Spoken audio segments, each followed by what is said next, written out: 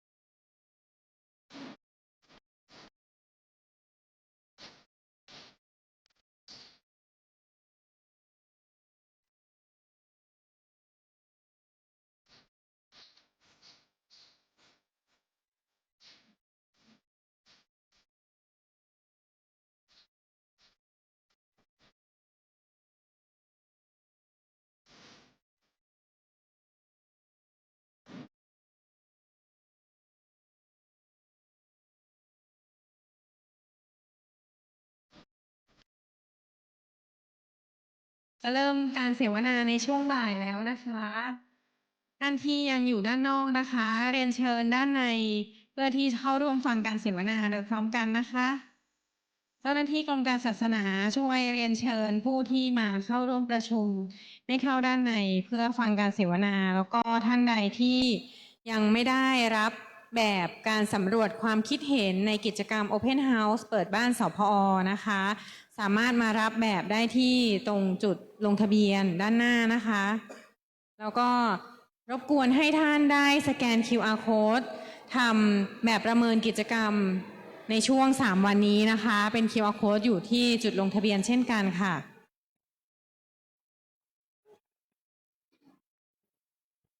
สำหรับการเสวนาในช่วงบ่ายโมงนะคะเป็นต้นไป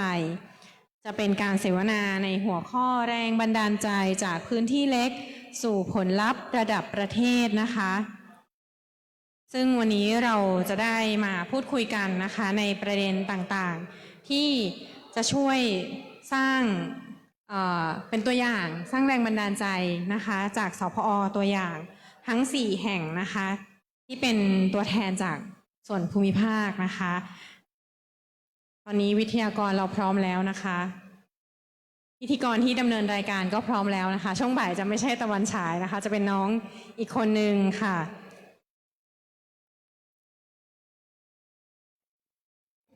งั้นขอเริ่มเลยนะคะ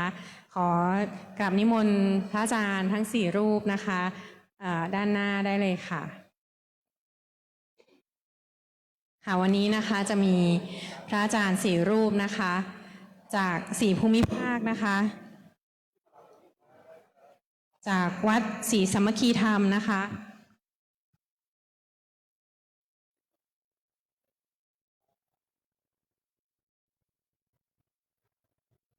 ค่ะก็จะมีรูปแรกนะคะพระมหาสรายุทธอัคคธรรมโมนะคะจากสพอวัดศรีสามัคคีธรรมนะคะพระอาจารย์พระประหลัดสุทธิพจน์เตชะธรรมโมจากสพอวัดสวนแก้วอุทยานค่ะพระครูถาวรพัชรกิจค่ะสพอวัดโคสานะคะและพระครูสมุสมพรญาณวุฒโธสพอวัดมงคลวรารามค่ะก็จะมีพิธีกรที่เป็นผู้ดำเนินรายการในช่วงเสวนานะคะน้องอาร์มนะคะแนะนำตัวเลยค่ะ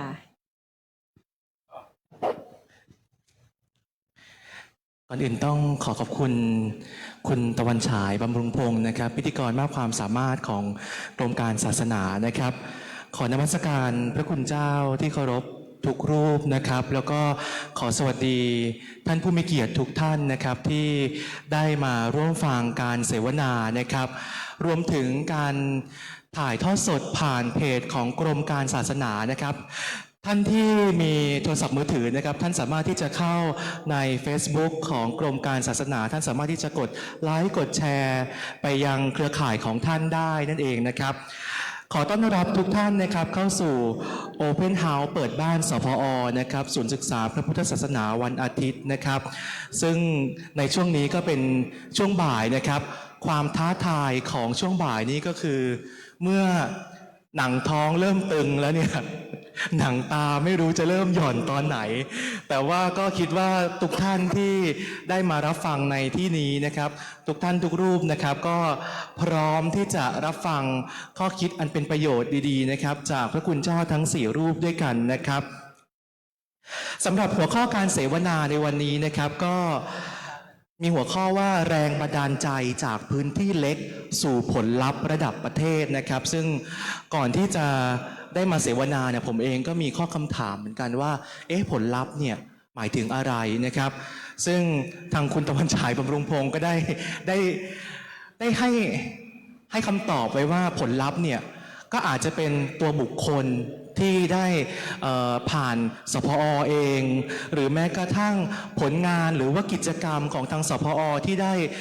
ผลิตออกมานะครับ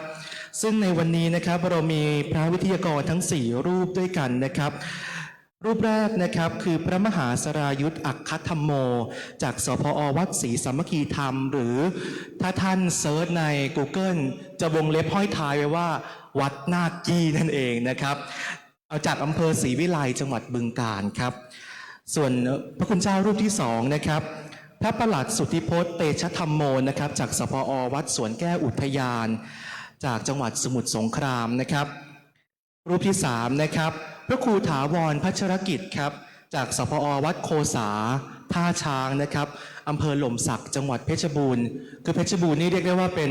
จริงๆก็เป็นบ้านเกิดผมด้วยนะครับแต่ว่าก็ยังไม่เคยได้ไปที่วัดแห่งนี้เหมือนกันดูท่าแล้วถ้าได้กลับบ้านเนี่ยคงต้องได้ไปเยี่ยมวัดนี้ซะแล้วนะครับและพระคุณเจ้ารูปสุดท้ายนะครับพระครูสมุสมพรยานวุฒโธจากสพอวัดมงคลวรารามจากอำเภอถลางจังหวัดภูเก็ตนั่นเองนะครับอย่างแรกครับพระคุณเจ้าครับผมอยากที่จะทราบว่าการจัดตั้งสพอของแต่ละที่เนี่ยครับมีความเป็นมาอย่างไรครับเดี๋ยวขออนุญาตเริ่มที่พระคุณเจ้ารูปแรกพระมหาสราวุธครับรูปละประมาณ3 นาทีนะครับอ๋อโอเคก็ขอจะกราบนมัสการหลวงพี่หลวงพ่อหลวงตานะครับ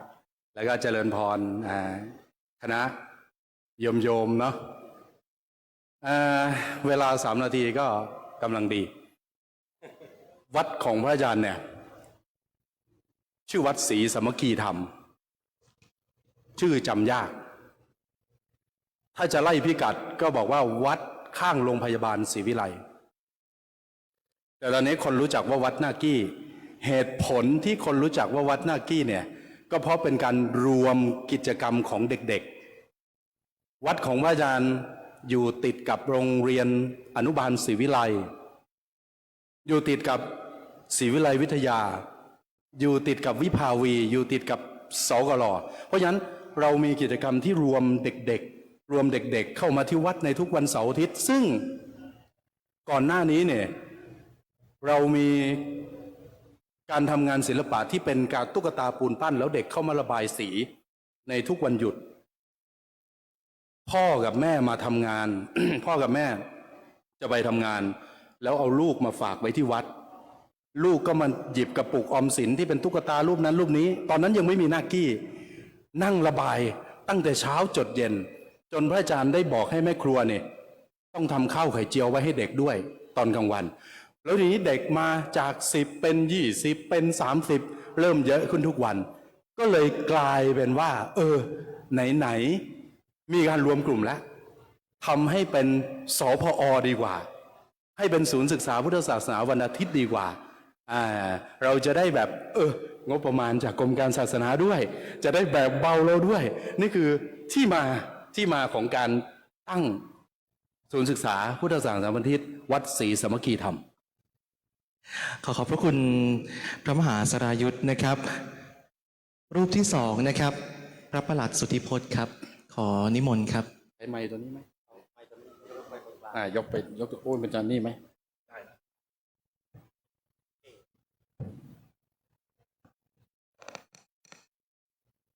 ครับก็ขอกราบถวายความเคารพนะครับพระคุณเจ้าทุกรูปนะครับแล้วก็ขอเจริญพรนะครับญาติโยมพุทธศาสนิกชนทุกท่านนะครับ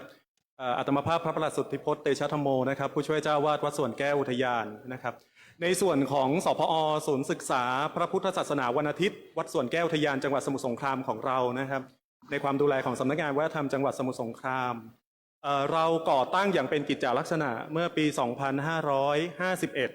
จากวันนั้นจนถึงวันนี้ผ่านมา17 ปีเศษนะครับช่วงระยะเวลา17 ปีที่ผ่านมานะครับเราก็มีการพัฒนาปรับปรุงในส่วนต่างๆมาอย่างต่อเนื่องนะครับสืบเนื่องจากตัวโรงเรียนเองก็คือตัวโรงเรียนวัดสวนแก้วของเราวัดเนี่ยคือวัดสวนแก้วอุทยานนะครับ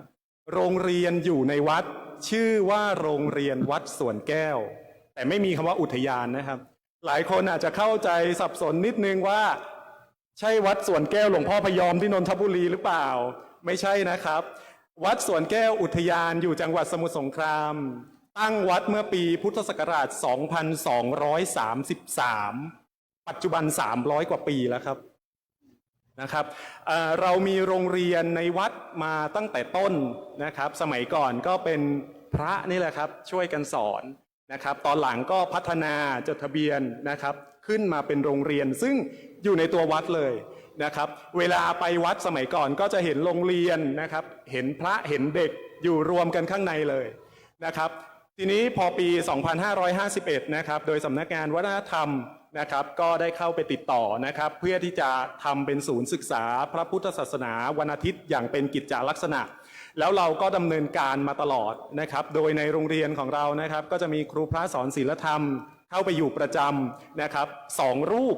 ตั้งแต่ไหนแต่ไรก็คือรับผิดชอบช่วงประถมต้นก็คือป .1 ถึงป .3 1 รูปนะครับแล้วก็ป .4 ถึงป .6 1 รูปก็จะมีการเรียนการสอนนะครับ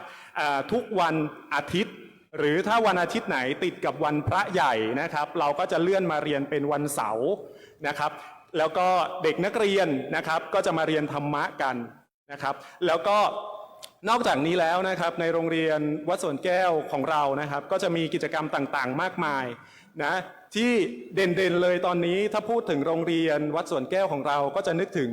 ศูนย์ส่งเสริมการศึกษาภาษาเกาหลีเรามีศูนย์ส่งเสริมการศึกษาภาษาเกาหลีตั้งมาปีนี้เป็นปีที่7นะครับดำเนินการสอนนะครับฟรีหมดทุกอย่างนะครับทางวัดโดยอัตมาภาพนะครับผู้อำนวยการศูนย์ส่งเสริมการศึกษาภาษาเกาหลี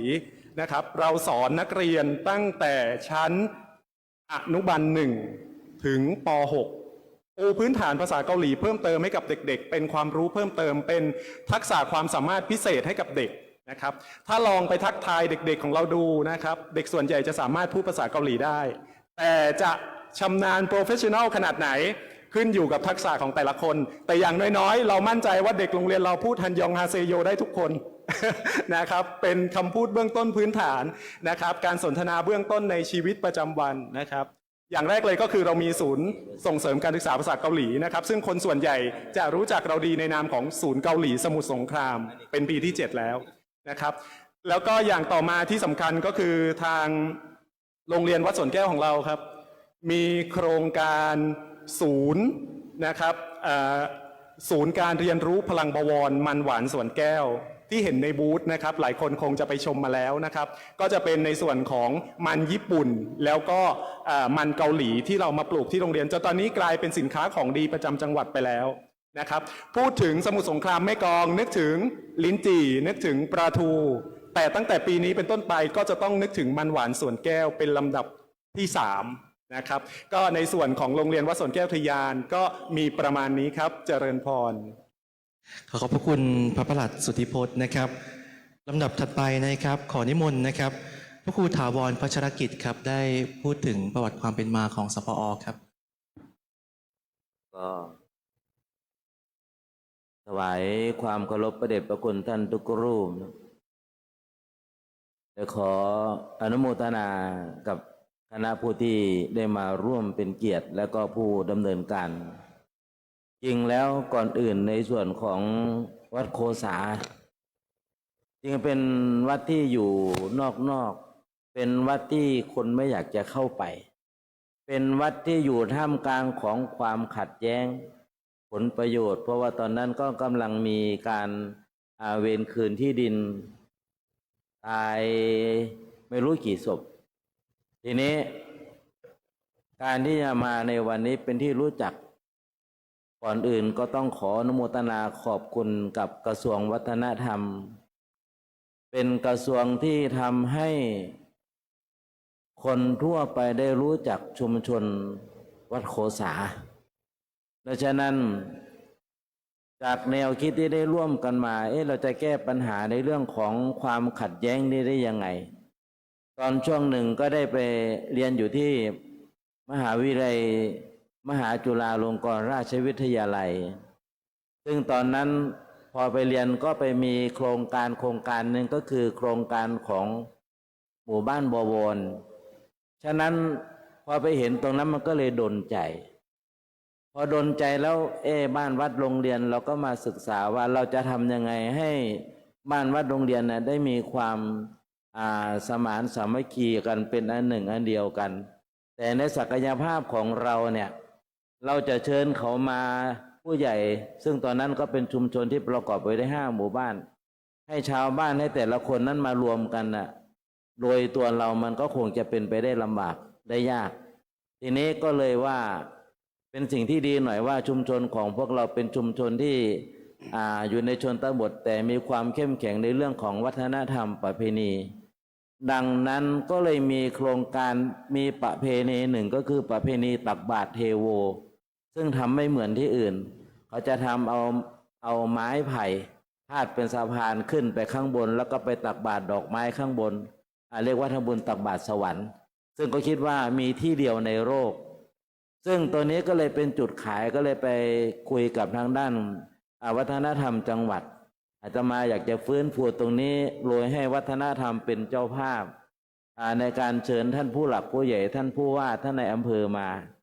ดังนั้นเมื่อท่านผู้ว่ามาในอำเภอมาผู้ใหญ่บ้านก็ต้องมาเพราะผู้ใหญ่บ้านมาชาวบ้านก็จะต้องตามมาฉะนั้นจากดังนั้นเป็นต้นมาชาวบ้านก็เลยได้มาร่วมกิจกรรมกันความสมัครสมานสามัคคีของบ้านบวรตรงนี้ก็เกิดขึ้นและต่อมาก็มีอีกโครงการหนึ่งที่กระทรวงวัฒนธรรมได้ดำเนินการก็คือศูนย์สายใยศูนย์วัฒนธรรมสายใยชุมชนเนาะพอโครงการตรงนี้เกิดขึ้นมันก็ยิ่งเป็นการทำให้ชาวบ้านเนี่ยได้ร่วมจิตร่วมใจเอาสิ่งที่มันเป็นอัตลักษณ์ของชุมชนของตัวเองเนี่ยได้นำมาแสดงได้จัดตั้งเป็นศูนย์ของชุมชนขึ้นได้มาร่วมจิตร่วมใจกันทำขึ้นจากนั้นเราก็ได้รับได้ขับเคลื่อนกิจกรรมมาควบคู่กันไปก็คือเป็นตั้งกลุ่มเยาวชนหมู่บ้านบวรขึ้นก็ได้รับความร่วมมือจากเยาวชนจากการที่อยู่ท่ามกลางของความทะเลาะเบาะแว้งกันเยาวชนขาดความสมัครสมานสามัคคีกันก็เลยมีโครงการอีกโครงการหนึ่งก็ตามมาก็คือโครงการศูนย์ศึกษาพุทธศาสนาวันอาทิตย์เรียกว่าโรงเรียนพุทธศาสนาวันอาทิตย์เริ่มต้นแรกซึ่งก็มีเยาวชนที่เป็นกลุ่มเยาวชนบ้านบวรได้เข้ามาเรียนแล้วก็ใน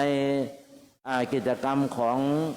ศูนย์สายใยชุมชนนั้นมันจะมีในเรื่องของการส่งเสริมในเรื่องของอาชีพส่งเสริมในเรื่องของกิจกรรมทางด้านคุณธรรมจริยธรรมดังนั้นอาชีพสิ่งที่เรามีอยู่ในชุมชนก็คือผ้าขิดซึ่งผ้าขิดนี้น่าศึกษามากแล้วก็วัฒนธรรมประเพณีอย่างอื่นก็เป็นสิ่งที่น่าศึกษามากเดี๋ยวยังไงมีโอกาสก็จะได้นำเสนอในโอกาสต่อไปและก็ชุมชนของพวกเราเป็นการขับเคลื่อนโดยอาศัยภาคีเป็นหลักไม่ว่าจะเป็นโรงเรียนในชุมชนโรงเรียนในเครือข่ายจนได้รับโรงเรียนรางวัลพระราชทานหลายกิจกรรมเดี๋ยวยังไงก็จะได้นำเรียนให้ทราบอีกทีหนึ่งดังนั้นอันนี้แหละก็คือเป็นที่มาของศูนย์ศึกษาพุทธศาสนาวันอาทิตย์วัดโคสาซึ่งเราก็ตั้งมาเป็นปีที่18ก็ขอเจริญพรถวายความเคารพครับขอบพระคุณพระครูถาวรพัชรกิจนะครับลำดับถัดไปนะครับขอนิมนต์นะครับพระครูสมุสมพรครับนมัตถุรัตนตยัสสะขอนอบน้อมแด่พระรัตนตรัยกราบถวายความเคารพพระมหาเถระพระเถระครูบาอาจารย์ทุกรูปพระวิทยากรทุกท่านธรรมสวัสดีญาติโยมผู้เป็นผู้บริหารสภ.หรือว่าคณะนักเรียนทุกคนทุกท่านที่ได้มีโอกาสมาร่วมกันฟังสนทนาเสวนาของศูนย์การศึกษาวันอาทิตย์ในนามของศูนย์การศึกษาพุทธศาสนาวันอาทิตย์วัดมงคลวรารามวัดนายางอำเภอถลางจังหวัดภูเก็ตถือว่าเป็นตัวแทนของภาคใต้จังหวัดภูเก็ตแห่งเดียวที่มีโอกาสมานำเสนอเสวนากับครูบาอาจารย์ในวันนี้รู้สึกมีความตื่นเต้นแต่ว่าดีใจ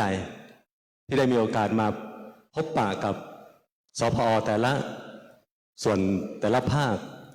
นำเสนอบทบาทของแต่ละพื้นที่พื้นถิ่น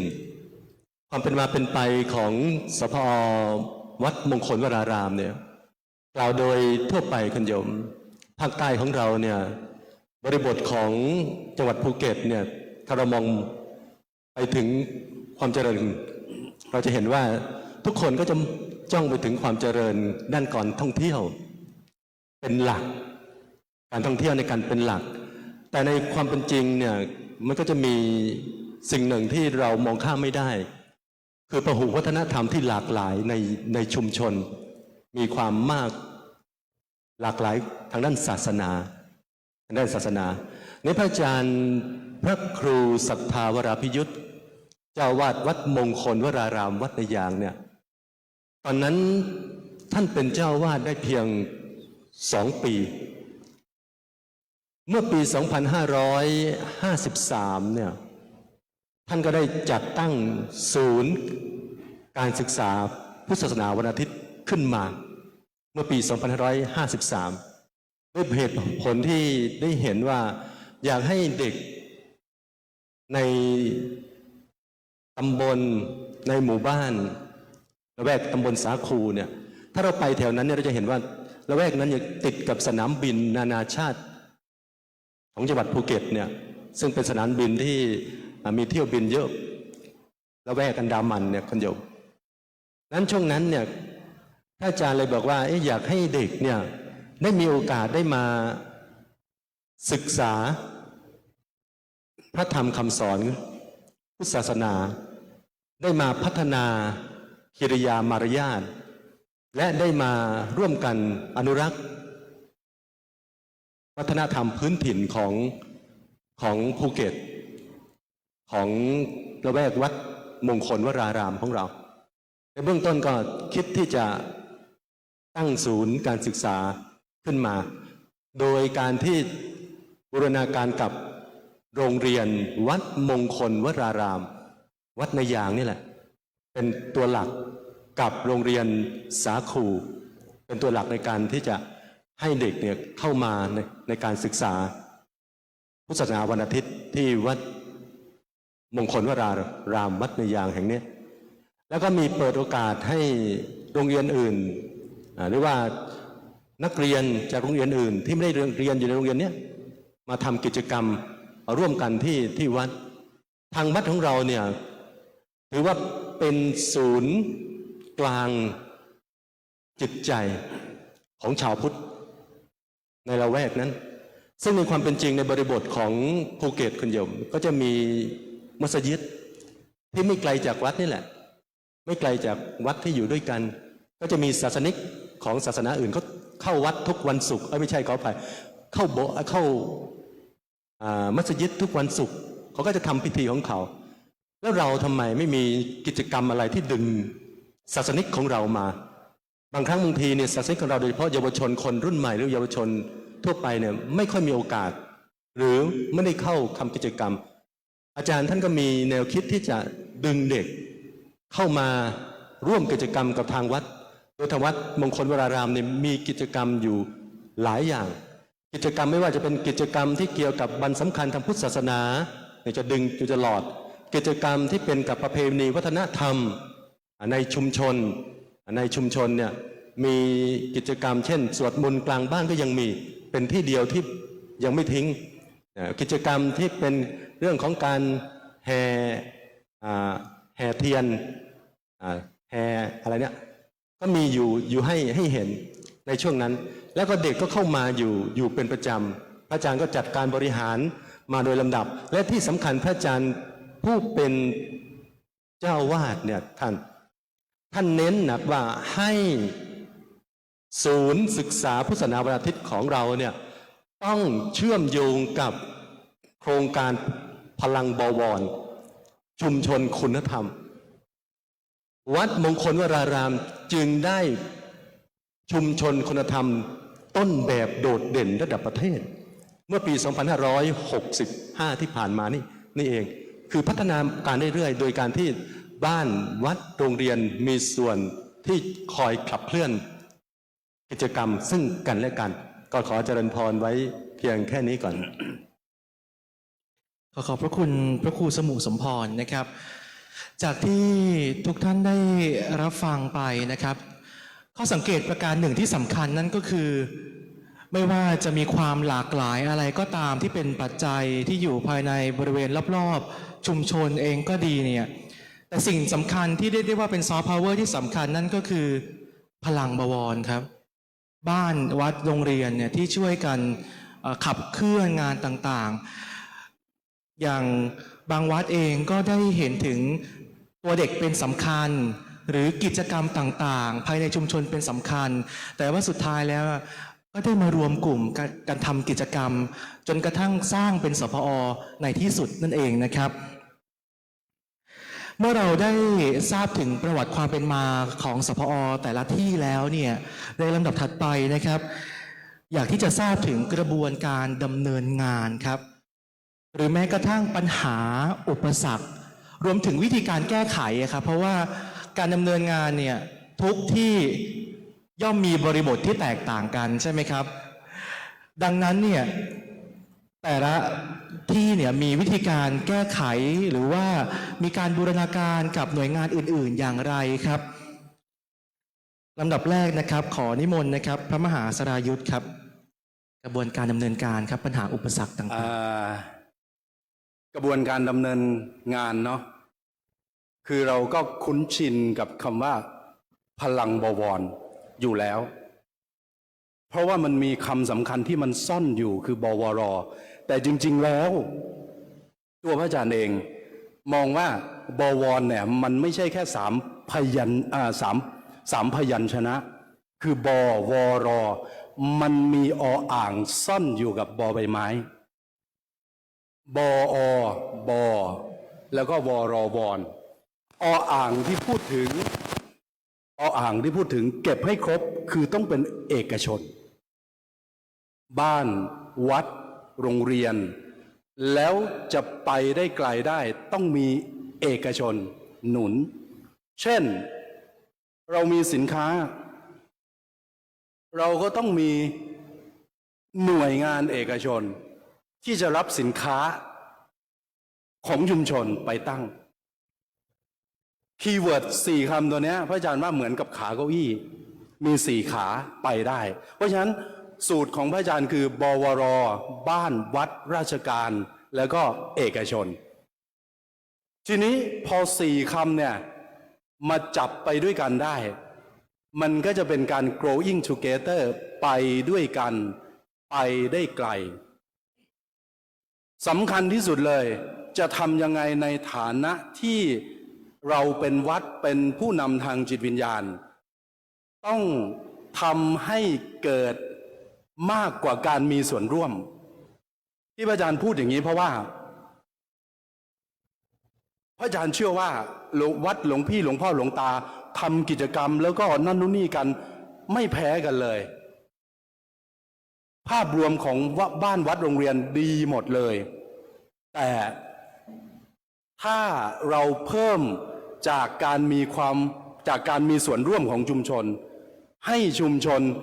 มีความรู้สึกร่วมไปกับเรามันจะไปแบบก้าวกระโดดคือไม่ใช่ว่าจะต้องมามีส่วนร่วมอย่างเดียวน้อยไป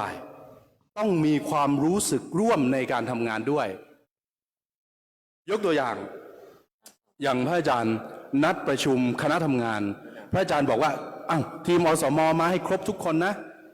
กี่คน30 คน40 คนมาครบได้หมดเลยแต่มาครบเสร็จพอนั่งประชุมกันไปกลับไปไม่รู้ว่าจะตกผลึกกับสิ่งที่เราพูดคุยในกี่คนจะต้องหาคนที่มีความรู้สึกร่วมมาไปด้วยกันกับเราให้ได้นี่คือกระบวนการทำงานของพระอาจารย์ที่วัดนากี้อะไรอีกนะเมื่อกี้คำถามมีปัญหาและอุปสรรคยังไงหรือว่าวิธีการแก้ไขปัญหาครับโอเคอย่างที่พระอาจารย์เล่าให้ฟังนะว่าสพอวัดศรีสามัคคีธรรมกลายเป็นสพอโดดเด่นต้นแบบเพราะการคิดงานที่เป็นตัวหน้ากี้พญานาคน้อยทีนี้ในระยะเวลาการเติบโตของนากี้2 ปีจากปี66 67 68แล้วปัญหาอุปสรรคที่เกิดขึ้นคือวัดและชุมชนมีปัญหาท้าทายคือจะต้องปรับตัวเพื่อรองรับความเปลี่ยนแปลงในระยะเวลาอันรวดเร็วที่พูดอย่างนี้เพราะว่าที่วัดพระอาจารย์30-40 รูปพี่เนน30 กว่าพระอีก5เด็กวัดอีก4ห้องน้ำมีอยู่7 ห้อง แล้วเข้าใจนะสภาพห้องน้ำแบบวัดบ้านนอกอะครับ พระอาจารย์คือแบบญาติโยมคณะนักท่องเที่ยวเข้าไปเขาถามผมว่าพระอาจารย์ที่ใกล้ๆเนี่ยมีปั๊มไหมเราก็เอ๊ะทำไมจะไปเข้าห้องน้ำเฮ้ยนั่นคือสิ่งที่วัดต้องปรับปรุงแล้วต้องปรับปรุงภายใต้ระยะเวลาที่แบบเฮ้ยจำกัดทั้งจำกัดเรื่องงบประมาณด้วยเพราะฉะนั้นอุปสรรคโยนเข้างบประมาณได้เลยอุปสรรคของพระอาจารย์คืองบประมาณแล้วก็การความอะไรนะการเปลี่ยนแปลงที่ท้าทายในระยะเวลาอันรวดเร็วที่จะต้องปรับปรุงให้ดีขึ้นก็ประมาณนั้นอย่างว่าก็คือจากตอนแรกก็คือเป็นวัดเรียกว่าเป็นวัดธรรมดาทั่วไปคนมาทำบุญชาวบ้านมาทำบุญทั่วไปใช่ไหมครับแต่พอมีการบูมของหน้ากี้ก็เลยทำให้วัดมีชื่อเสียงคนก็มาเรื่อยๆแต่การห้องน้ำก็คือไม่เพียงพอสาธารณูปโภคไม่พร้อมเลยแล้วตัวของสภเองเนี่ยมีอุปสรรคหรือความท้าทายยังไงพระอาจารย์ว่าตัวของสพอเนี่ยมันก็ควบรวมกับกิจกรรมที่ทำอยู่ที่วัดถ้าเป็นผู้นำชุมชนพระอาจารย์ให้ผ่านเพราะว่า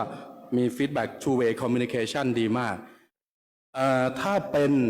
ผู้นำอย่างพระอาจารย์อย่างพระคุณเจ้าก็เต็มที่กับกิจกรรมการสอนเต็มที่กับกิจกรรมการทำงานดีมากเพราะฉะนั้นเรา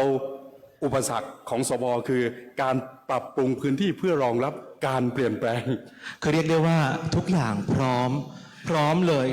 ทั้งตัวพระอาจารย์เองตัวผู้นำชุมชนเองหรือแม้กระทั่งตัวคนในชุมชนก็เรียกได้ว่าทำกิจกรรมเป็นอยู่แล้วใช่ไหมฮะต่อเนื่องอยู่แล้วพอมีสิ่งต่างๆเข้ามาก็อาจจะไม่ได้รู้สึกว่ากระทบกระเทือนอะไรแต่มีแค่เรื่องของการปรับปรุงโครงสร้างต่างๆภายในวัดเท่านั้นเรียกได้ว่าเป็นต้นแบบของทางทั้งพระนักพัฒนานะครับหรือว่าเป็นชุมชนที่สามารถที่จะไปเรียนรู้ได้เลยก็ได้นะครับสำหรับถัดไปนะครับขออนุญาตนะครับนิมนต์พระประหลัดสุทธิพจน์นะครับมีการดำเนินงานยังไงมีปัญหาอุปสรรคอย่างไรบ้างครับครับเจริญพรครับในส่วนของสพอวัดสวนแก้วอุทยานของเรานะครับหลักการทำงานครับคือสพอเนี่ยตั้งมาตั้งแต่ปี 2551 อย่างที่อาตมาภาพได้เรียนแจ้งไปเมื่อสักครู่ใช่ไหมครับการเรียนการสอนแต่เดิมนะครับแต่เดิมสมัยก่อนที่อาตมาภาพจะเข้ามาดูแลในส่วนนี้นะครับก็จะมีพระเข้าไปสอนธรรมะในโรงเรียนซึ่งอันนี้เป็นหลักการเบื้องต้นวิธีการเบื้องต้นที่เกือบทุกสพอดำเนินการอยู่นะครับหลวงตาหลวงพี่ก็เข้าไปสอนในโรงเรียนตามปกติเนาะก็จะกางหนังสือเขียนกระดานบ้างนะครับแล้วก็ยืนสอนยืนเล่าให้เด็กฟังเนาะหลักธรรมทางพระพุทธศาสนาเป็นแบบนี้พุทธประวัติเป็นแบบนี้นะครับเด็กสมัยก่อนส่วนใหญ่ก็จะตั้งใจฟังพระถูกไหมครับแต่ปัจจุบันเกิดอะไรขึ้นยุคสมัยเปลี่ยนไปทัศนคติของเด็กเปลี่ยนไปรูปแบบการเรียนการสอนเปลี่ยนไปเด็กสมัยนี้ไม่เหมือนสมัยก่อนปัญหาที่เคยแก้ได้ในสมัยก่อนแต่สมัยนี้อาจจะแก้ไม่ได้นะครับเราไม่สามารถปรับที่คนอื่นได้เราก็เลยต้องมาปรับที่ตัวเองในส่วนของศูนย์ศึกษาพระพุทธศาสนาวันอาทิตย์วัดสวนแก้วอุทยานในบริบทของการเรียนการสอนธรรมะตั้งแต่ผมเข้าไปดูแลผมเปลี่ยนระบบการเรียนการสอนใหม่จากเมื่อก่อน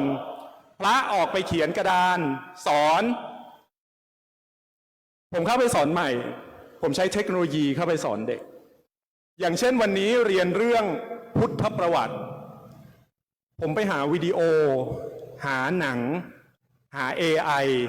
หาสื่อดิจิตอลหาเทคโนโลยีสมัยใหม่เปิดโปรเจคเตอร์สอนพุทธประวัติให้เด็กจำด้วยภาพแล้วเด็กจะสามารถจำได้ดีกว่าแค่เขียนและท่องจำนะครับบางทีเด็กท่องอย่างเดียวหลักธรรมทางพระพุทธศาสนาอริยสัจมีอะไรบ้าง1 2 3 4เดินสะดุดธรณีประตูลืมนะครับพระพุทธเจ้า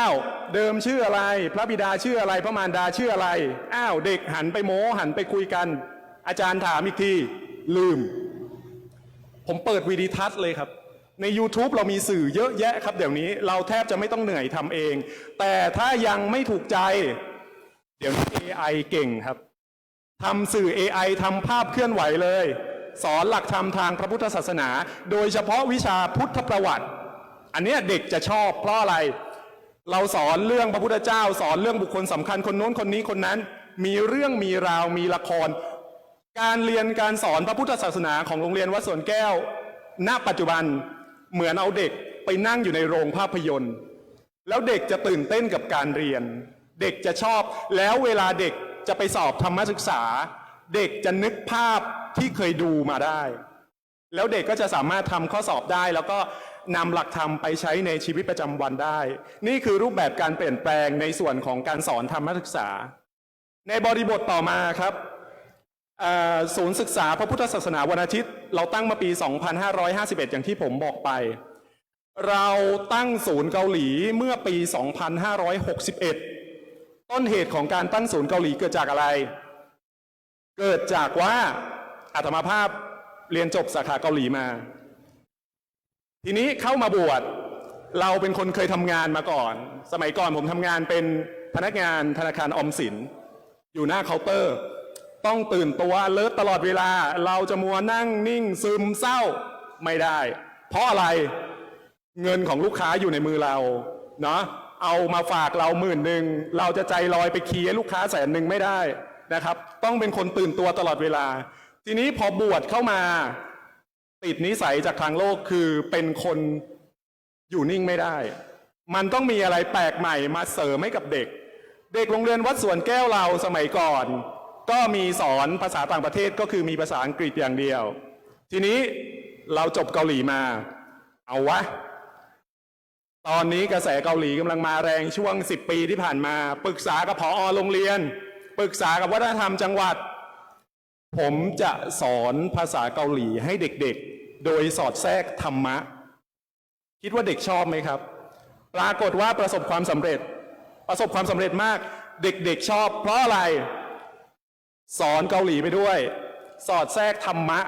ไปให้ด้วยเด็กก็จะได้ความสามารถพิเศษเพิ่มเติมไปให้แต่ปัญหาของเราคืออะไรหนังสือเรียนภาษาเกาหลีแพงมากอันนี้คือปัญหาแล้วจะทำอย่างไรทางสำนักงานวัฒนธรรมจังหวัดเขาก็สนับสนุนงบประมาณมาให้ในแต่ละปีที่สนับสนุนเกี่ยวกับการเรียนการสอนภายในแต่ถามว่าพอไหมจริงๆก็คือไม่พอซึ่งทุกศูนย์ทราบเรื่องนี้ดีว่างบประมาณได้มาอาจจะไม่เพียงพอนะครับทีนี้ก็เกิดปัญหาว่าเราจะทำอย่างไรดีนะครับก็มานั่งคิดว่าเราจะไปขอหลวงพ่อก็เกรงใจหลวงพ่อเพราะปัจจุบันวัดกำลังก่อสร้างอุโบสถหลังใหม่อยู่เนื่องจากอุโบสถหลังเก่าอายุเกือบ400 ปีชำรุดพังตามกาลเวลาหลวงพ่อก็กำลังสร้างโบสถ์อยู่เราก็ไม่กล้ารบกวนก็เลยไปเรียนถามหลวงพ่อว่าหลวงพ่อเดี๋ยวผมจะช่วยเรื่องนี้นะครับโดยการช่วยหารายได้พิเศษเข้ามาบริหารจัดการในศูนย์เกาหลีโดยศูนย์เกาหลีของเรามันจะสำเร็จได้ก็ต่อเมื่อมีทีมงานอาตมาภาพคนเดียวไม่สามารถทำได้สำเร็จบังเอิญว่าโรงเรียนบังเอิญว่าวัดเนี่ยเป็นชุมชนคุณธรรมพลังบวรเรามีทีมละ1 ทีมแล้วโชคดีรอบที่2คือ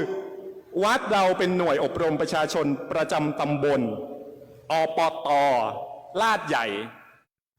เราดูแลครอบคลุมทั้ง12 หมู่บ้านในตำบลลาดใหญ่จังหวัดสมุทรสงคราม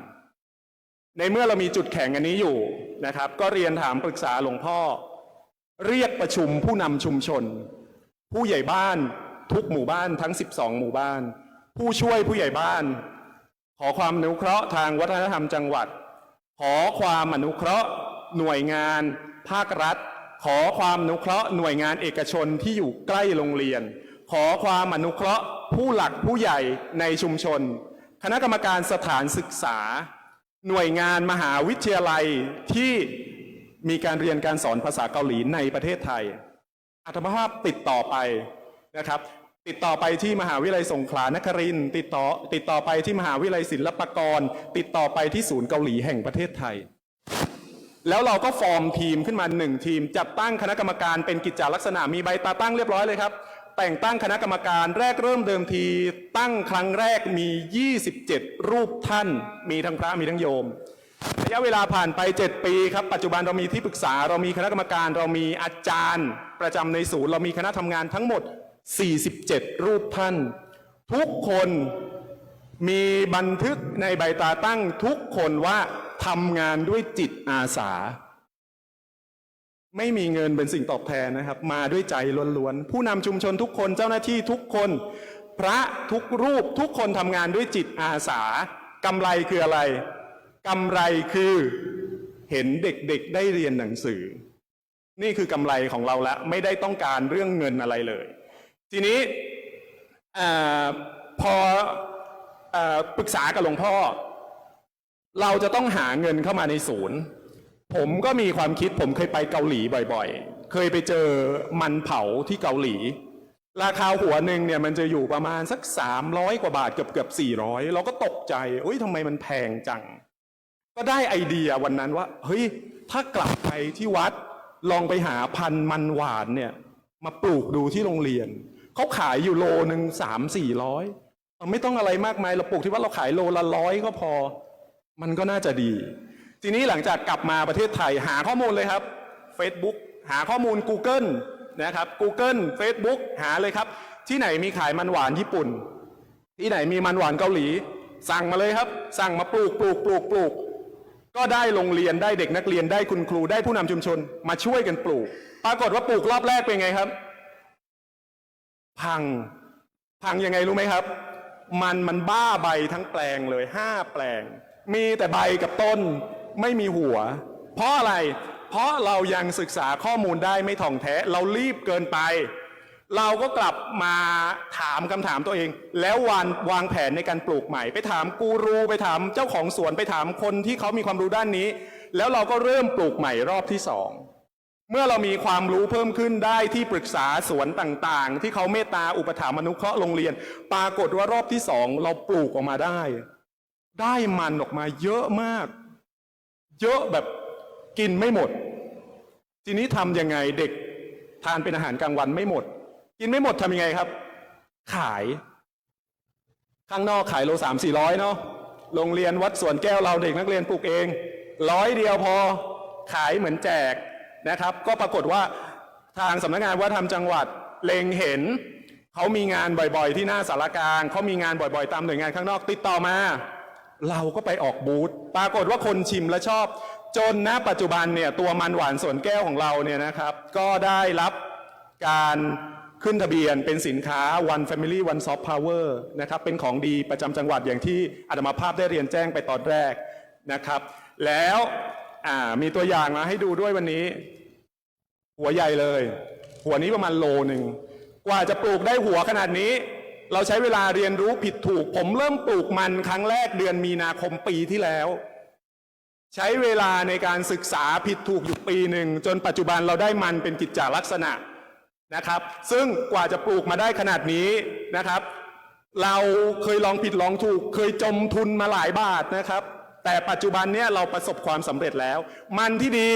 เราก็เอามาอบเอามานึ่งเอามาประกอบอาหารส่วนมันที่เสียเราไปเผาถ่านครับเรามีเจ้าหน้าที่คณะกรรมการที่เขาจบวิศวกรมาให้เขาคิดประดิษฐ์เตาเผาลดมลพิษเอามันที่เสียเอามันที่เป็นแมงไปเผาเป็นถ่านครับแล้วเอามาปั้นดินไทยแปะลงไปเป็นตุ๊กตาถ่านดับกลิ่นบังเอิญวันนั้นไปเห็นเพจของกรมการศาสนาเขาโพสต์เรื่องบัว4 เหล่าก็เลยได้ไอเดียให้เด็กนักเรียนปั้นบัว4 เหล่าใส่เข้าไปกลายเป็นถ่านมันหวานบัว4 เหล่าเอาไปวางหน้าพระก็ได้เอาไปวางในห้องครัวเอาไปวางหลังตู้เย็นเอาไปวางในตู้โชว์ก็ได้นะครับก็กลายเป็นว่าตอนนี้เรามีสินค้าหลักๆเนี่ยนะครับ2 อย่างแต่ในความเป็นจริงที่อาตมาภาพวางแผนไว้ตั้งแต่ต้นคือหลังจากที่ปลูกมันมาได้แล้วครับผมจะปล่อยผลิตภัณฑ์เดือนละ1 อย่างหรือ2 อย่างจนปัจจุบันเรามีผลิตภัณฑ์ตามหน้าเพจ Facebook นะครับใครที่มี Facebook พิมพ์มันหวานสวนแก้วเข้าไปดูเรามีผลิตภัณฑ์เกือบ20 อย่างที่เป็นขนมต่างๆนะครับก็ออกตามงานต่างๆ นะครับซึ่งถือว่าประสบความสำเร็จจนปัจจุบันเนี่ยครับเราออกร้านต่างๆเราก็เก็บเล็กผสมน้อยแล้วก็มาบริหารจัดการรายได้ที่ได้มาครับก็เอาไปซื้อหนังสือเรียนให้นักเรียนซื้ออุปกรณ์การเรียนซื้อโปรเจคเตอร์ซื้อทีวีซื้อโต๊ะซื้อเก้าอี้ซื้ออุปกรณ์ต่างๆในการเรียนจนตอนนี้ก็คือเราสามารถอยู่ได้ด้วยตัวเองครับเจริญพร โหเรียกว่าใช้พลังบวรได้คุ้มมากนะครับ ไม่ใช่แค่เฉพาะบวรเท่านั้นยังมีอ่างอย่างที่ พระคุณเจ้าพระมหาสรายุทธได้พูดเอาไว้แต่แรกนะฮะอ่างเนี่ยถ้าผมเองเนี่ยผมก็คงคิดไม่ได้ว่าเป็นเอกชนหรือว่าภาคีเครือข่ายต่างๆผมคงคิดแค่ว่าเป็นทุนให้สระหรือพยัญชนะเอาไว้เกาะเฉยๆนะครับ แต่ว่าอ่างนี้สามารถแปลงได้เป็นเอกชนแล้วก็องค์กรภาคีเครือข่ายต่างๆได้ทางพระประหลัดสุทธิพจน์เองก็ได้ใช้คุ้มมากทำยังไงล่ะที่จะหางบประมาณสนับสนุน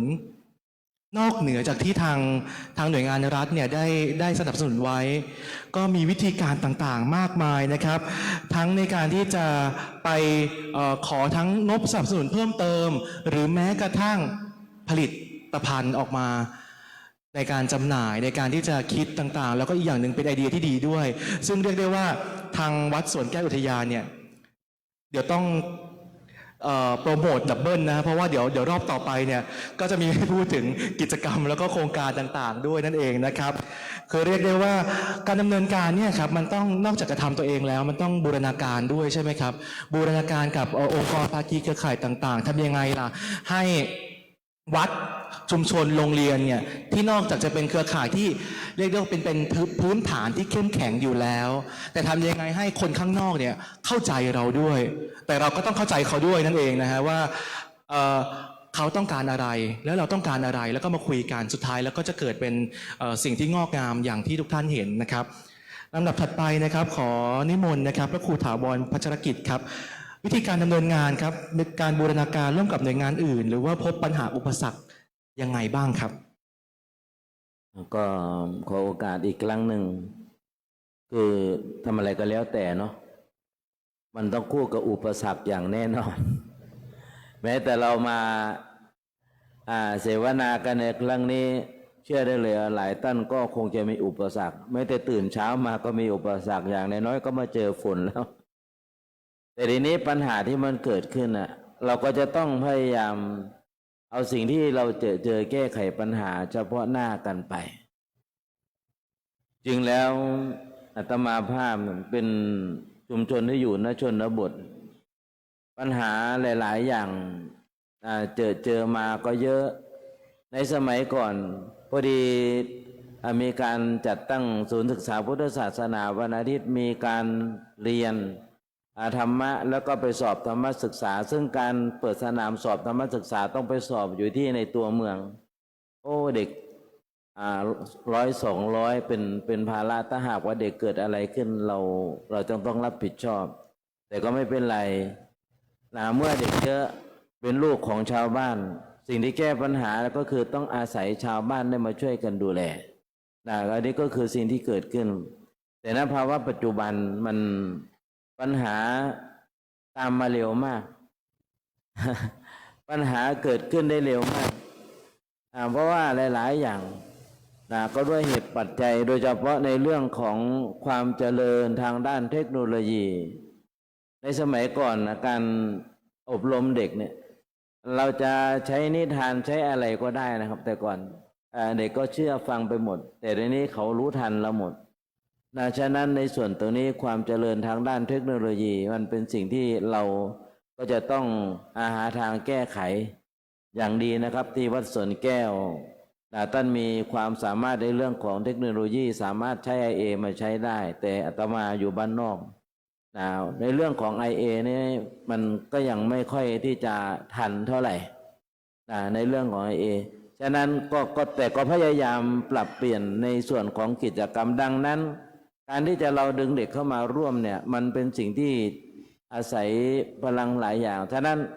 เมื่อตรงนี้มันมีปัญหาเราก็จะต้องแก้ปัญหาเมื่อเด็กไม่มาเราก็ต้องเข้าไปหาเด็กฉะนั้นเราก็จะต้องไปสร้างภาคีเครือข่ายให้เกิดขึ้นในชุมชนโดยเฉพาะเด็กที่อยู่ในชุมชนเนี่ยเป็นเด็กที่ไปเรียนหลายโรงเรียนมีภาคีอยู่หลายโรงเรียน เช่นโรงเรียนในชุมชนโรงเรียนเอกชนนี่พระอาจารย์โบทึกผู้เอกชนนะผมก็ตาสว่างด้วยเหมือนกันนะถึงบางอ้อกับผมเอง ซึ่งในส่วนของทางด้านศูนย์ศึกษาพุทธศาสนาวันอาทิตย์ เราก็มีเครือข่ายเป็นโรงเรียนเอกชนหลายโรงเรียนและก็โรงเรียนหนึ่งซึ่งก็คงจะเป็นที่ประจักษ์ทั่วประเทศว่าเป็นโรงเรียนที่มีความสามารถในเรื่องของการที่เด็กได้มาบรรยายธรรมได้มาสวดมนต์สวดพันยะที่เพชรบูรณ์ซึ่งทางศูนย์ศึกษาพุทธศาสนาวันอาทิตย์เราก็เข้าไปเป็นวิทยากรไปเป็นพี่เลี้ยงอบรมในการบรรยายธรรมจนโรงเรียนกับศูนย์ศึกษาพุทธศาสนาวันอาทิตย์เราส่งนักเรียนไปบรรยายธรรมในระดับชุมชนระดับจังหวัดระดับภาคและระดับประเทศซึ่งรางวัลที่เราได้รับก็เป็นรางวัลบรรยายธรรมพระราชทานแล้วก็สวดมนต์สวดพันยะพระราชทานเนื่องในวันวิสาขบูชาก็คือโรงเรียนเมตตาวิทยาเราก็เข้าไปมีเครือข่ายแล้วก็ในชุมชนของพวกเราก็พยายามเข้าไปมีส่วนร่วมขับเคลื่อนมีงบประมาณก็ให้การสนับสนุนบ้างเพื่อที่จะให้โรงเรียนได้มีทุนในการไปเรียนรู้เพื่อจะได้ฝึกอาชีพให้กับเด็กและที่สำคัญในการเข้าไปร่วมกิจกรรมนั้นเราขาดผู้นำไม่ได้เราจะต้องอาศัยผู้นำฉะนั้นจากการภาคีมีส่วนร่วมก็เลยเป็นความสมัครสมานสามัคคีและถ้าหากมีโอกาสเราขอเชิญท่านทั้งหลายได้ลองติดตามของเจดีย์ข้าววัดโคสาซึ่งเจดีย์ข้าววัดโคสาเราจะเริ่มตั้งแต่การมีส่วนร่วมกระบวนการของการตกกล้าของการลงแขกถอนกล้ามาดำนาร่วมกันมีพระภิกษุหลายๆรูปเข้ามาร่วมพร้อมทั้งผู้นำจากนั้นพอถึงเวลาเกี่ยวข้าวเราก็เข้ามาร่วมกันมีเด็กของสพอของเราได้ไปร่วมกันช่วยจากนั้นก็นำข้าวที่เกี่ยวเอาใบออกคัดเอาใบออกแล้วก็เอารวงข้าวมาทำเป็นเจดีย์ข้าวแล้วก็มีการเฉลิมฉลองกันช่วงประมาณเดือนธันวาคมฉะนั้นโอกาสนี้ก็คือสิ่งที่เป็นปัญหาและก็เป็นสิ่งที่เราพยายามแก้ปัญหาฉะนั้นโอกาสนี้ในส่วนของศูนย์ศึกษาวัดพุทธศาสนาวันอาทิตย์ของวัดโคสาจากการนี้ได้แก้มาในเพื่อนปัญหาต่างๆก็มีได้แค่นี้ถวายความเคารพครับครับจะเห็นได้ว่านะครับก็ด้วยความที่พระอาจารย์เองก็ได้เอ่ยมาว่าด้วยความที่ก็เป็นวัดที่อยู่ในชนบทนะฮะสิ่งต่างๆเทคโนโลยีก็อาจจะยังไม่ได้เข้าไปมากนักหรือแม้กระทั่งการปรับเปลี่ยนของตัวของทางวัดเองหรือว่าชุมชนเองเนี่ยการที่จะพร้อมที่จะรับสิ่งเปลี่ยนแปลงเนี่ยอาจจะยังไม่มากแต่ก็ยังมีวิธีการคือทางพระอาจารย์เองก็ยังหาวิธีการต่างๆในการปรับเปลี่ยนอย่างถ้าเด็กไม่เข้ามาหาเราก็เข้าไปหาเด็กเลยก็สลับกันนะครับแล้วก็ในการเป็นวิทยากรในการเป็นพี่เลี้ยงในการทำกิจกรรมต่างๆอย่างเช่นการบรรยายธรรมนะครับหรือแม้กระทั่งการสวดสรพันยะนั่นเองนะครับแล้วก็อีกอย่างหนึ่งท่านเองได้พูดถึงเรื่องของสิ่งที่สำคัญที่สุดของชุมชนหรือแม้กระทั่งองค์กรต่างๆนั่นก็คือผู้นำถ้าผู้นำมีความเห็นชอบเห็นด้วยแล้วแต่ทำอย่างไรล่ะที่ผู้นำจะเห็นด้วยได้เราก็ต้องไปอธิบายทำความเข้าใจหลักเกณฑ์วิธีการต่างๆเพราะว่าถ้าผู้นำเนี่ยมีความเห็นด้วยแล้วเนี่ยทุกอย่างก็จะดำเนินการได้ง่ายอย่างการที่พระอาจารย์เองได้สร้างเจดีย์ข้าวนะครับเจดีย์ข้าวเนี่ยก็โอ้โหเรียกได้ว่าผมได้เซิร์ชใน Google นะฮะเป็นเจดีย์ขนาดใหญ่มันเป็นไปไม่ได้เลยว่าที่ทางวัดจะสร้างเองเราต้องอาศัยการร่วมแรงร่วมใจการที่ผู้นำชุมชนหรือแม้กระทั่งตัวพระอาจารย์เองเนี่ยได้ไปขอความร่วมมือหรือว่าการหาวิธีการต่างๆที่จะสร้างเป็นเจดีย์แล้วสิ่งนี้ก็กลายเป็นผลประกอบการเป็นผลสำเร็จที่เป็นรูปธรรมมากๆในการที่จะ ทางวัดเนี่ยนะได้ร่วมแรงร่วมใจกันกับทางชุมชนในการที่จะทำสิ่งต่างๆให้สำเร็จนั่นเองนะครับลำดับถัดไปนะครับขออนุญาตนิมนต์นะครับพระครูสมุสมพรนะครับได้พูดถึงกระบวนการดำเนินงานนะครับหรือการบูรณาการร่วมกับหน่วยงานอื่นแล้วก็มีทั้งปัญหาอุปสรรคหรือว่ามีวิธีการแก้ไขยังไงบ้างครับขอกราบนิมนต์ครับ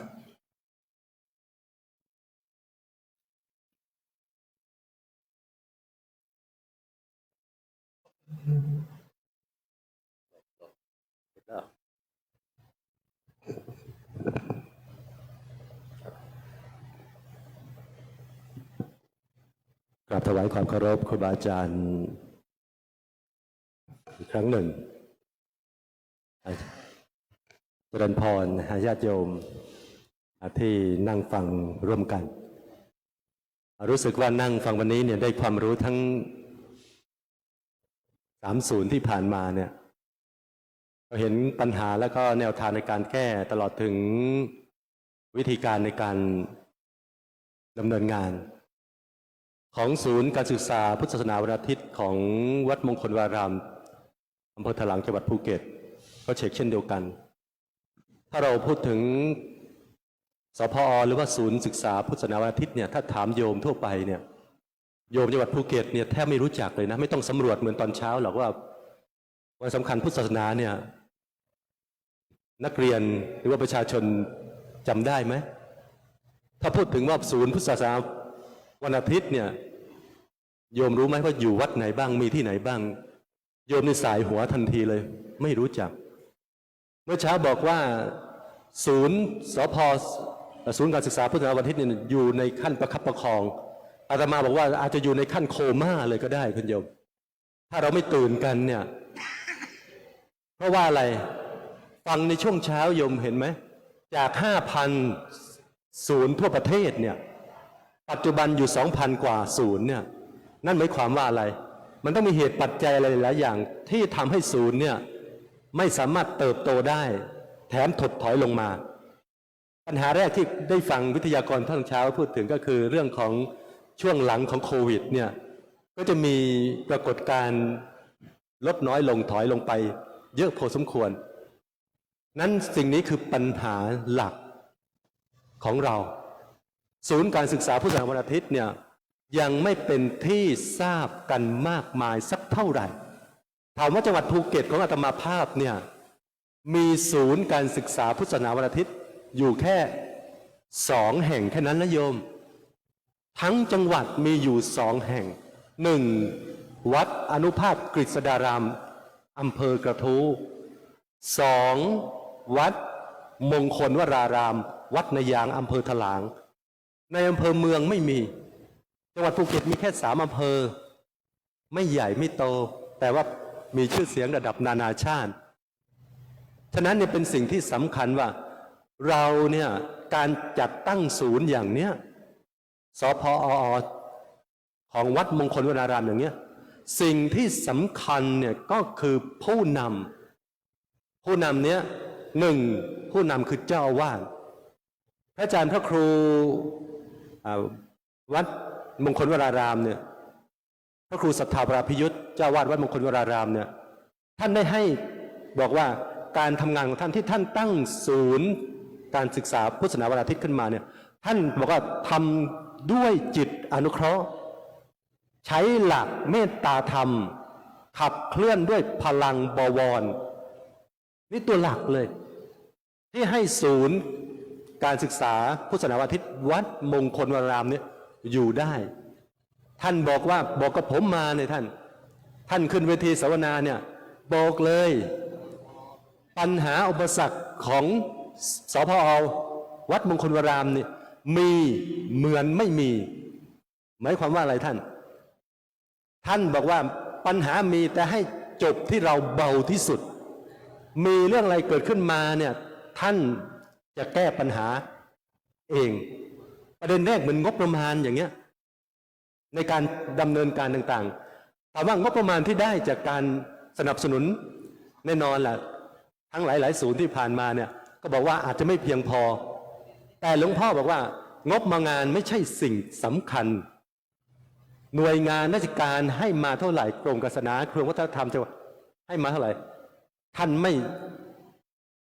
วอรี่ไม่กังวลท่านใช้งบประมาณ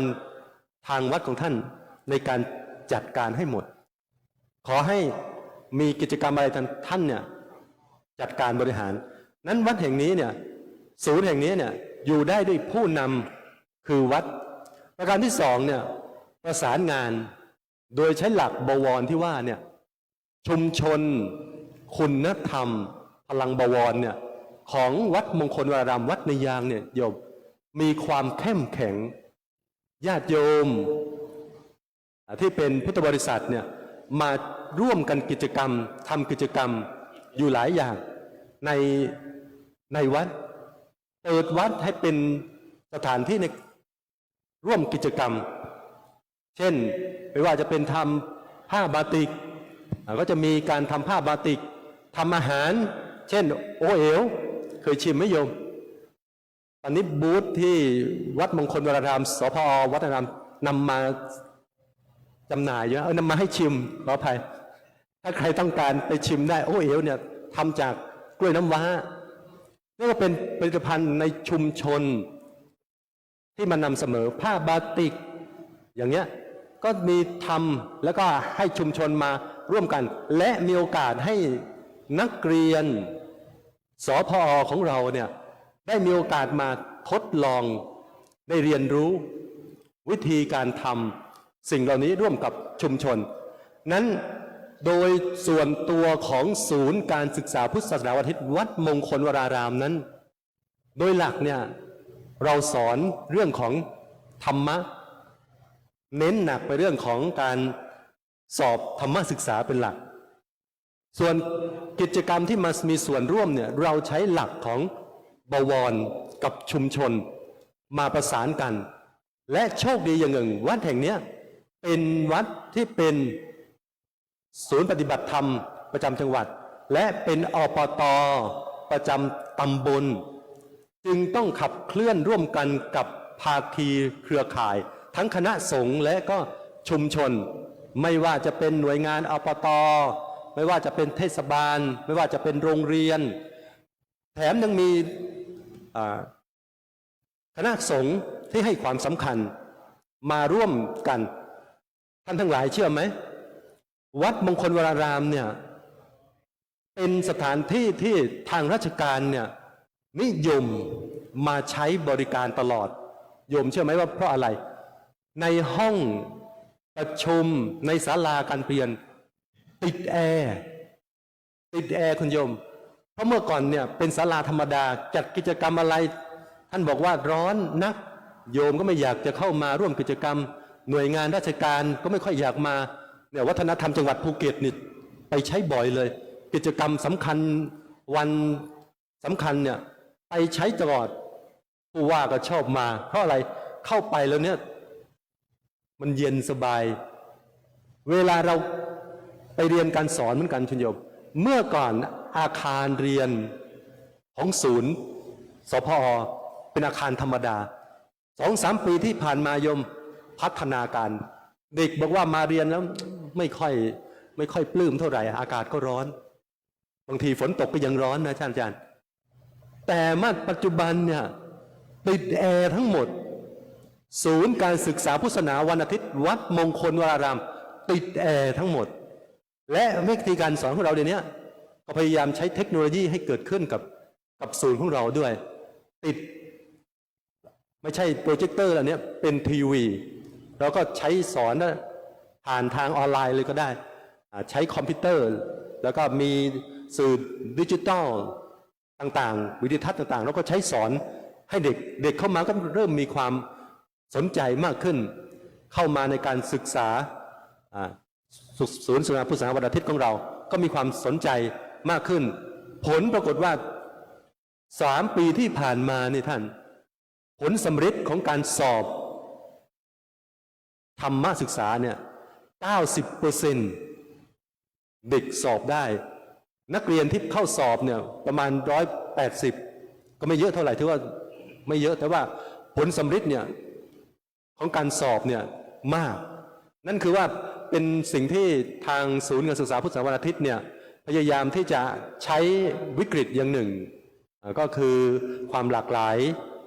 ที่มีในบริบทของจังหวัดภูเก็ตของเราพยายามดึงเด็กให้มาศึกมาเข้าวัด และมาเรียนรู้ธรรมะมาเรียนรู้เรื่องของวิถีชีวิตชุมชนร่วมกับพลังบวรเกี่ยวกับของชุมชนนั้นๆและทำให้เด็กเนี่ยพยายามเข้าวัดมากยิ่งขึ้นนี่คือสิ่งที่สำคัญที่ทางศูนย์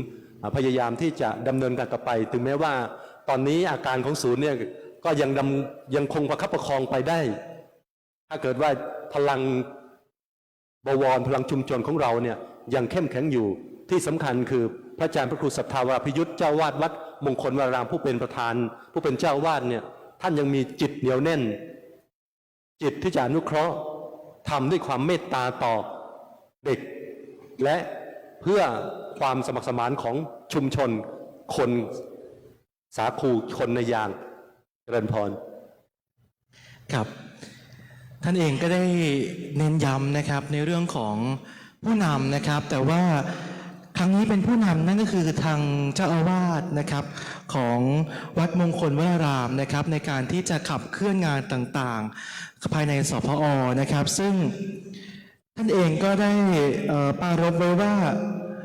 เมื่อมีปัญหาต่างๆเนี่ยก็คิดซะว่ามีเหมือนไม่มีแต่การที่มีเหมือนไม่มีเนี่ยมันไม่ได้หมายถึงว่าซุกปัญหาไว้ใต้พรมนะฮะแต่หมายถึงว่าทางเจ้าวาดเองเนี่ยท่านจะแก้ไขปัญหานั่นเองก็คือทางพระทางทีมพระในวัดเนี่ยจะได้ช่วยการแก้ไขปัญหาต่างๆนะครับที่เกิดขึ้นนะครับด้วยการเรียกว่าทำด้วยจิตอนุเคราะห์นั่นเองนะครับอีกอย่างหนึ่งเนี่ยไม่ว่าใครก็ตามองค์กรภาคีเครือข่ายต่างๆเนี่ยได้มาร่วมงานกับทางวัดของสพเองเนี่ยเรามีอย่างหนึ่งเราเรียกว่าระบบโซเชียลเครดิตในการที่จะให้เกียรติบัตรนะครับสำหรับผู้ที่มีจิตอาสาแล้วเขียนว่าเป็นผู้ที่มีจิตอาสานั่นเองนะครับและในลำดับถัดไปนะครับจะเข้าสู่ช่วงเรียกได้ว่าเป็นการโปรโมทโครงการต่างๆนะครับโครงการต่างๆหรือแม้กระทั่งผลงานที่โดดเด่นที่ทางสพอเนี่ยได้ดำเนินการมาแล้วหรือว่ากำลังดำเนินการอยู่หรือแม้กระทั่งได้นำมาในวันนี้นะครับท่านอาจจะพูดตั้งแต่จุดเริ่มต้นจนถึงณปัจจุบันนี้มีการขับเคลื่อนอย่างไรบ้างนะครับสำหรับพระคุณเจ้ารูปแรกนะครับขอนิมนต์นะครับพระมหาสรายุทธครับนากี้นะครับ รอบนี้มียาดมหน้ากี้ที่เอ็กกันกับบริษัทสยามอายุรเวทที่เขาใช้หน้ากี้เป็นพรีเซนเตอร์มาแจกด้วยสำหรับ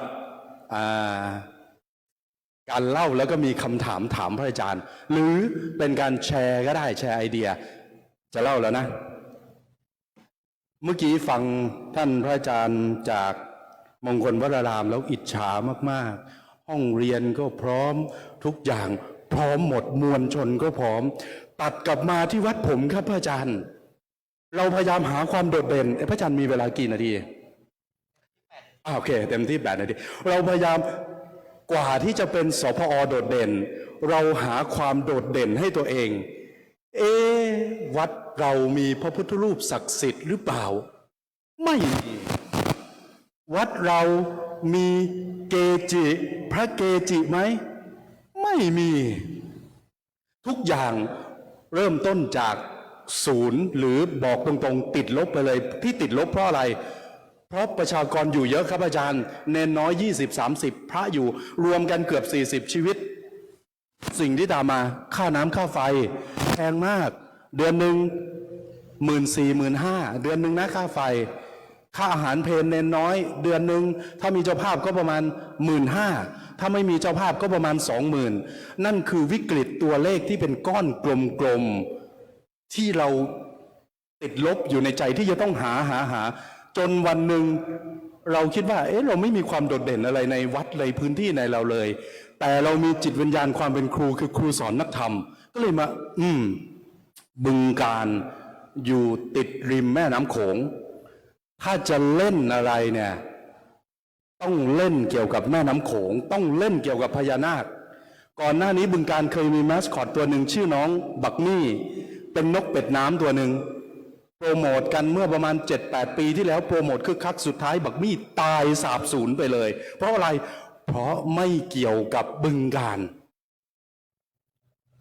เราเป็นครูสอนนักธรรมเนนน้อยนั่งนึกในใจอะไรก็ไม่มีความโดดเด่นจะต้องหาสิ่งที่โดดเด่นก็เลยไปค้นในพระไตรปิฎกว่าถ้าจะทำพญานาคถ้าจะทำใหญ่เราแพ้พญาศรีสัตตนาคราชเราแพ้พญามุจรินเราแพ้หลายๆอย่างก็เลยมันต้องมีเรื่องพญานาคน้อยแหละก็เลยไปเจอในพระไตรปิฎกฉบับหลวงเล่มที่4ข้อที่37ถึง55หน้า36ถึง50เรื่องชดินสามพี่น้องชดินผู้พี่อุรุเวลากัสสปะเลี้ยงพญานาคดุร้ายไว้พระพุทธเจ้าไปขอพักให้พักในโรงบูชาไฟคืนนั้นพระพุทธเจ้าใช้พุทธานุภาพภาษาแบบเล่าเรื่องพุทธานุภาพปราบพญานาคดุร้ายตัวใหญ่กลายเป็นตัวเล็กที่ขดอยู่ในบาตรครับอาจารย์ผมก็เลยแบบนั่นไงเจอแล้วต้องเล่นพญานาคน้อยทีนี้ผมก็เลยจะทำยังไงให้พญานาคน้อยที่มันแปลกที่มันใหม่ที่มันไม่ใหญ่แต่มันต้องดังก็เลยแจกกระดาษ A4 ให้เด็กสามเณรฤดูร้อนเพราะว่าทุกปีจะบวชเด็กเขาก็แจกไปส่วนใหญ่99%จะวาดพญานาคกระดาษ A4 แนวนอนรูปลักษณ์ก็จะเป็นแบบนี้แต่มีคนนึงวาดแนวตั้งแล้วมันมีหงอนมาแล้วมีหางโผล่นิดเดียวเข้าท่าก็เลยเอาตัวนี้มาให้ทีมปั้นขึ้นรูปตอนแรกก็ขึ้นรูปไปมีหงอนลามมาเหมือนอะไรไอ้นี่ก็บอกเหมือนโดเร เหมือนอะไรนะก็อดซิลล่าเหมือนนั่นนี่สุดท้ายตัดครีบปุ๊บออกแล้วก็กลายเป็นพญานาคน้อย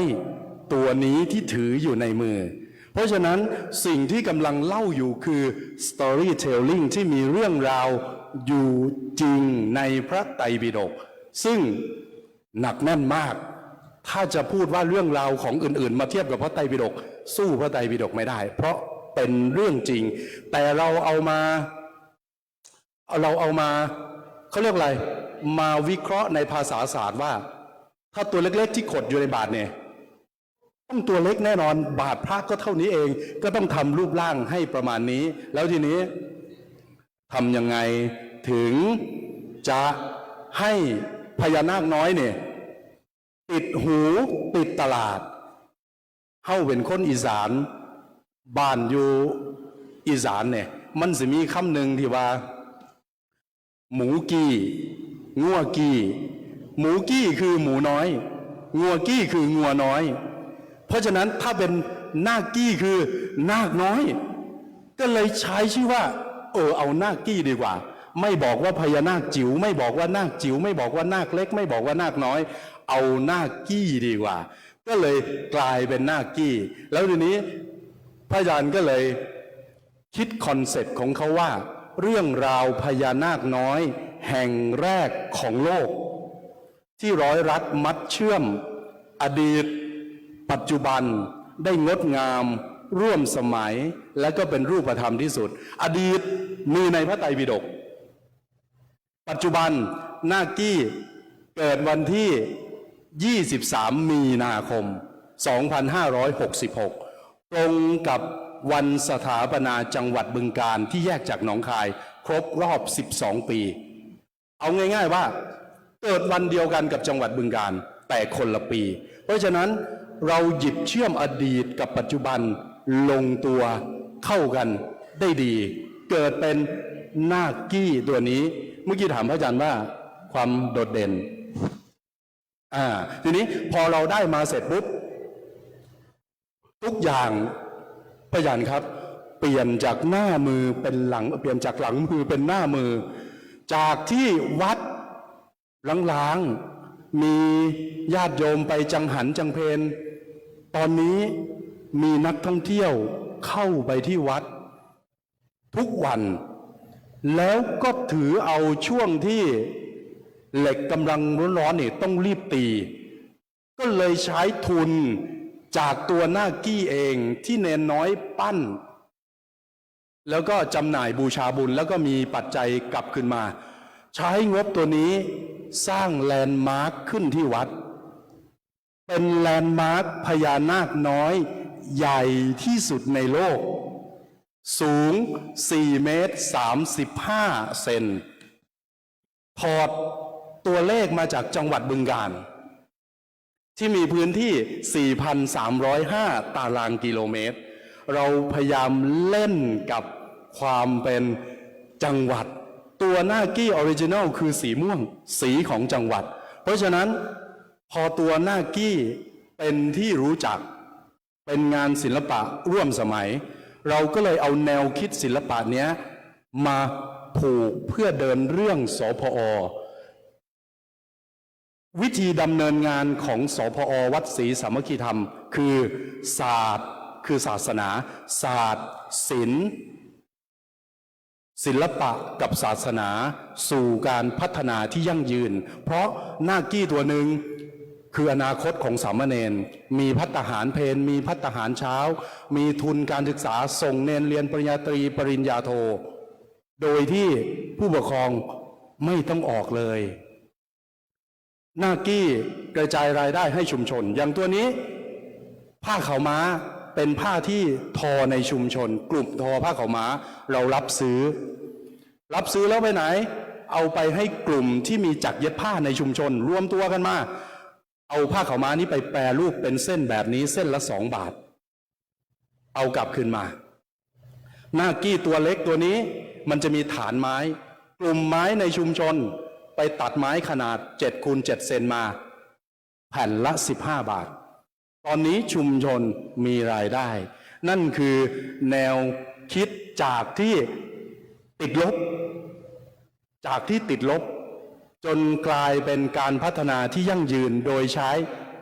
ตัวเนี้ยคาแรคเตอร์ท้องถิ่นซึ่งตอนเนี้ยผมร่วมกับสมาคม TCAP สมาคมการค้าลิขสิทธิ์ได้เอาคาแรคเตอร์ที่มีอยู่เป็นเครือข่ายไม่ว่าจะเป็นพระอาจารย์อยู่สมุทรสาครนะหรือสงครามนะมันจะมีน้องปลาทูในกลุ่มของพระอาจารย์ชื่อว่าน้องปลาป้าทูทู่เราจับมารวมกันทำคาแรคเตอร์นี้ให้ท้องถิ่นเอาไปใช้งานหน้ากี้ตอนนี้เอ็กกันกับองค์การทหารผ่านศึกเราให้องค์การทหารผ่านศึกเอาคาแรคเตอร์หน้ากี้ไปทำสินค้านั่นนู่นนี่เพื่อที่จะจำหน่ายรายได้ทั้งหมดสมทบให้ทหารผ่านศึกโดยใช้คาแรคเตอร์ของเราแล้วก็เร็วๆนี้1 ตุลาคมนี้อย่างที่พระอาจารย์บอกว่าบวรอ่างคือเอกชนปตทORก๊าซหุงต้มจะปล่อยแคมเปญคู่กับตัวหน้ากี้เข้าไปหาถึงวัดปล่อยแคมเปญคู่กับหน้ากี้ทั่วประเทศแล้วก็เร็วๆนี้ที่อุดรมีงานใหญ่คืองานพืชสวนโลกปลายปี69จะเห็นหน้ากี้ในตัวเมืองอุดรที่เป็นลักษณะที่เห็นแล้วแบบอย่างนี้เลยในห้างหนึ่งของจังหวัดอุดรธานีนี่คือเล่าให้ฟังว่าบวรอย่าขาดนะเอกชนนะเอกชนต้องดึงเข้ามาให้ได้ให้ครบ4 ขาขอเจริญพรครับคือเมื่อกี้ได้ยินคำว่าพญานาคน้อยใหญ่ที่สุดในโลกขนาดพญานาคน้อยใหญ่สุดในโลกยัง4 เมตรถ้ามีพญานาคใหญ่ที่ใหญ่สุดในโลกนี่จะยิ่งใหญ่ขนาดไหนนะครับคือเราจะเห็นได้ว่าทางวรรณกรรมเนี่ยเขาเรียกว่าเป็นการดัดแปลงวรรณกรรมจากพระไตรปิฎกใช่ไหมฮะจากเรื่องเล่าคือที่มีนาคน้อยของชดินใช่ไหมครับได้มาสู่งานศิลปกรรมก็คือตัวนาคกี้ไม่เพียงเท่านั้นครับยังดัดแปลงไปต่อไปสู่การเล่าเรื่องต่างๆการร้อยเรียงเรื่องราวในลุ่มแม่น้ำโขงที่มีความเชื่อในเรื่องของสัตว์ในตำนานต่างๆก็นั่นก็คือพญานาคที่มีความเชื่อได้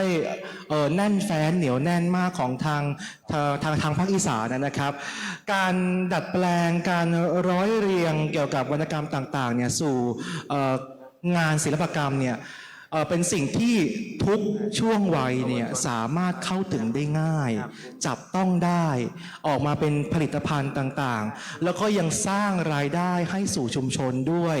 มีเพียงเท่านั้นไม่ใช่ของตัวนาคกี้เท่านั้นเนี่ยนาคกี้ยังไปสืบทอดในเรื่องของผ้าทอด้วย เพราะว่าผ้าทอหรือผ้าขาวม้าเนี่ยมันไม่ใช่แค่ผ้าทางอุตสาหกรรมเฉยๆอะแต่มันคือวิถีชีวิตของผู้คนด้วย คือลายผ้าต่างๆเนี่ยมันเป็นวิถีชีวิตอย่างเช่นทางจังหวัดไหนที่มีแม่น้ำไหลผ่านใช่ไหมครับแล้วก็จะมีลายน้ำไหลหรือลายสิ่งต่างๆลายขอลายนู่นนี่นั่นก็เป็นวิถีชีวิตหนึ่งนาคกี้เนี่ยได้ไหลรวมกับวิถีชีวิตของชาวอีสานแล้วก็ของสพอวัดศรีสามัคคีธรรมด้วยนั่นเองนะครับลำดับถัดไปนะครับขออนุญาตกราบนิมนต์นะครับพระประหลัดสุทธิพจน์ครับวัดสวนแก้วอุทยานครับ ครับเจริญพรครับ ได้ฟังนาคกี้รู้สึกทึ่งในความสามารถพระอาจารย์นะครับ เป็นโมเดลความสำเร็จอีกโมเดลหนึ่งที่จะได้เอามาดัดแปลงเนาะได้เอาสาระความรู้ดีๆมาดัดแปลงเข้ากับผลิตภัณฑ์ของศูนย์ศึกษาพระพุทธศาสนาวันอาทิตย์วัดสวนแก้วอุทยานของเรา ในส่วนของสพอของเราครับเคล็ดลับความสำเร็จเลยนะครับ ทุกวันนี้ที่ประสบความสำเร็จในส่วนของศูนย์เกาหลีก็ดีหรือว่ามันหวานสวนแก้วก็ดีเคล็ดลับความสำเร็จผมเกิดจากกระดาษแผ่นเดียว คืออะไร ก่อนที่จะทำตัวผลิตภัณฑ์ตัวนี้ครับ อย่างทุกคนที่นั่งอยู่ในห้องนี้ก็เหมือนกัน เวลาจะทำธุรกิจอะไรสักอย่างหนึ่งหรือจะวางแผนทำกิจกรรมกิจการอะไรสักอย่างหนึ่งเคล็ดลับคืออย่าคิดอย่างเดียวเพราะอะไรมนุษย์เราคิดสักแป๊บหนึ่งเดี๋ยวมันลืมนะครับถ้าอยากประสบความสำเร็จในชีวิตไม่ว่าจะเรื่องอะไรก็ตามหากระดาษมา1 แผ่นดินสอ1 เล่มต้องเป็นดินสอด้วยนะเพราะอะไรเดี๋ยวเป็นปากกามือไม้อ่อนตกไปปากกาหัวแตกจบเสียกำลังใจปากกาหัวแตกนะครับเวลาผมไปไหนเนี่ยผมจะมีกระดาษติดตัวอยู่แผ่นหนึ่ง A4 พับใส่กระเป๋ามีปากกาติดตัวไปเล่มหนึ่งหรือไม่ก็ดินสอแต่ส่วนใหญ่จะเป็นดินสออย่างก่อนที่จะทำผลิตภัณฑ์ตัวเนี้ยเราเรียนบริหารธุรกิจมาเราเรียนการเขียนแผนธุรกิจมาเราเรียนการวางแผนการตลาดมาเราเรียนมาแล้วเราก็เอามาใช้เขียนแผนธุรกิจครับสรุปอย่างย่อลงในกระดาษ1 แผ่นการสร้างผลิตภัณฑ์ที่ดีครับเคล็ดลับการทำธุรกิจให้ประสบความสำเร็จหรือเคล็ดลับการสร้างสินค้าให้ประสบความสำเร็จครับไม่ได้เริ่มต้นด้วยสิ่งที่เราอยากทำนะครับถ้าเราทำสินค้าขึ้นมา1 อย่างจากสิ่งที่เราอยากทำอย่างเดียวเนี่ยมันอาจจะขายไม่ได้ก็ได้นะครับการจะเริ่มต้นทำกิจการหรือทำธุรกิจอะไรสักอย่างหนึ่งเราต้องเริ่มต้นโจทย์จากปัญหาของกลุ่มเป้าหมายก็คือปัญหาของคนในชุมชนปัญหาของโรงเรียนปัญหาของชุมชนอาตมาภาพคืออะไร1โรงเรียนเราสพอเราไม่มีทุนไม่มีงบประมาณปัญหาอย่างที่2คือหมู่บ้านของเราไม่มีสินค้าโอท็อป12 หมู่บ้านมีหมดเลยแต่หมู่บ้านสวนแก้วหมู่ที่3ไม่มีโอท็อปชาวบ้านไม่มีผลิตภัณฑ์ที่เป็นหน้าเป็นตาอันนี้คือปัญหาเมื่อเราทราบปัญหาแล้วนะครับเขียนลงไปในกระดาษครับปัญหาของเราคืออะไรบ้าง1 2 3 4อีกซีกหนึ่งเขียนไปครับจะแก้ปัญหาแต่ละข้อยังไงเราไม่สามารถแก้ได้ด้วยตัวเองเราต้องสร้างทีมงานการจะประสบความสำเร็จในการทำผลิตภัณฑ์สักอย่างหนึ่งต้องมีทีมงานอย่างที่เรียนไปตอนแรกว่าอาตมาภาพไปหาข้อมูลใน Facebook ไปหาข้อมูลในอินเทอร์เน็ตเนาะสั่งพันธุ์มันมาเยอะแยะเลย20-30 สายพันธุ์ปลูกทุกพันธุ์เลยอยากจะรู้ว่าพันธุ์ไหนเหมาะกับดินแม่กลองบ้านเราเหมาะกับดินสมุทรสงครามจนในที่สุดถึงได้ทราบว่า20-30 สายพันธุ์เนี่ยมันมีสายพันธุ์ที่ปลูกเข้ากันกับดินบ้านเราเนี่ยอยู่แค่5 สายพันธุ์เองครับเมื่อเรารู้จุดแข็งของเราแล้วเนี่ยนะครับเราก็เลือกใน5 สายพันธุ์เนี้ยมาสัก1 สายพันธุ์ที่เป็นตัวเด่นๆซึ่งปัจจุบันเนี่ยผมเลือกพันธุ์เบนิอารุกะเพราะอะไร อย่างที่หลายคนได้ไปชิมรสชาติมันจะไม่เหมือนพันธุ์อื่น เป็นมันที่ปลูกยาก แต่เราปลูกได้ เมื่อเราปลูกได้แล้ว เราจะทำงานเป็นทีมยังไงให้ประสบความสำเร็จ คนที่มีส่วนได้ส่วนเสียคนที่มาร่วมกับเราทุกฝ่ายต้องได้ผลประโยชน์ร่วมกัน อย่างน้อยๆก็คือความพึงพอใจที่ได้เห็นชุมชนพัฒนาไปในทางที่ดีและมีชื่อเสียงอาตมาภาพเรียกคุยกับผอ.โรงเรียน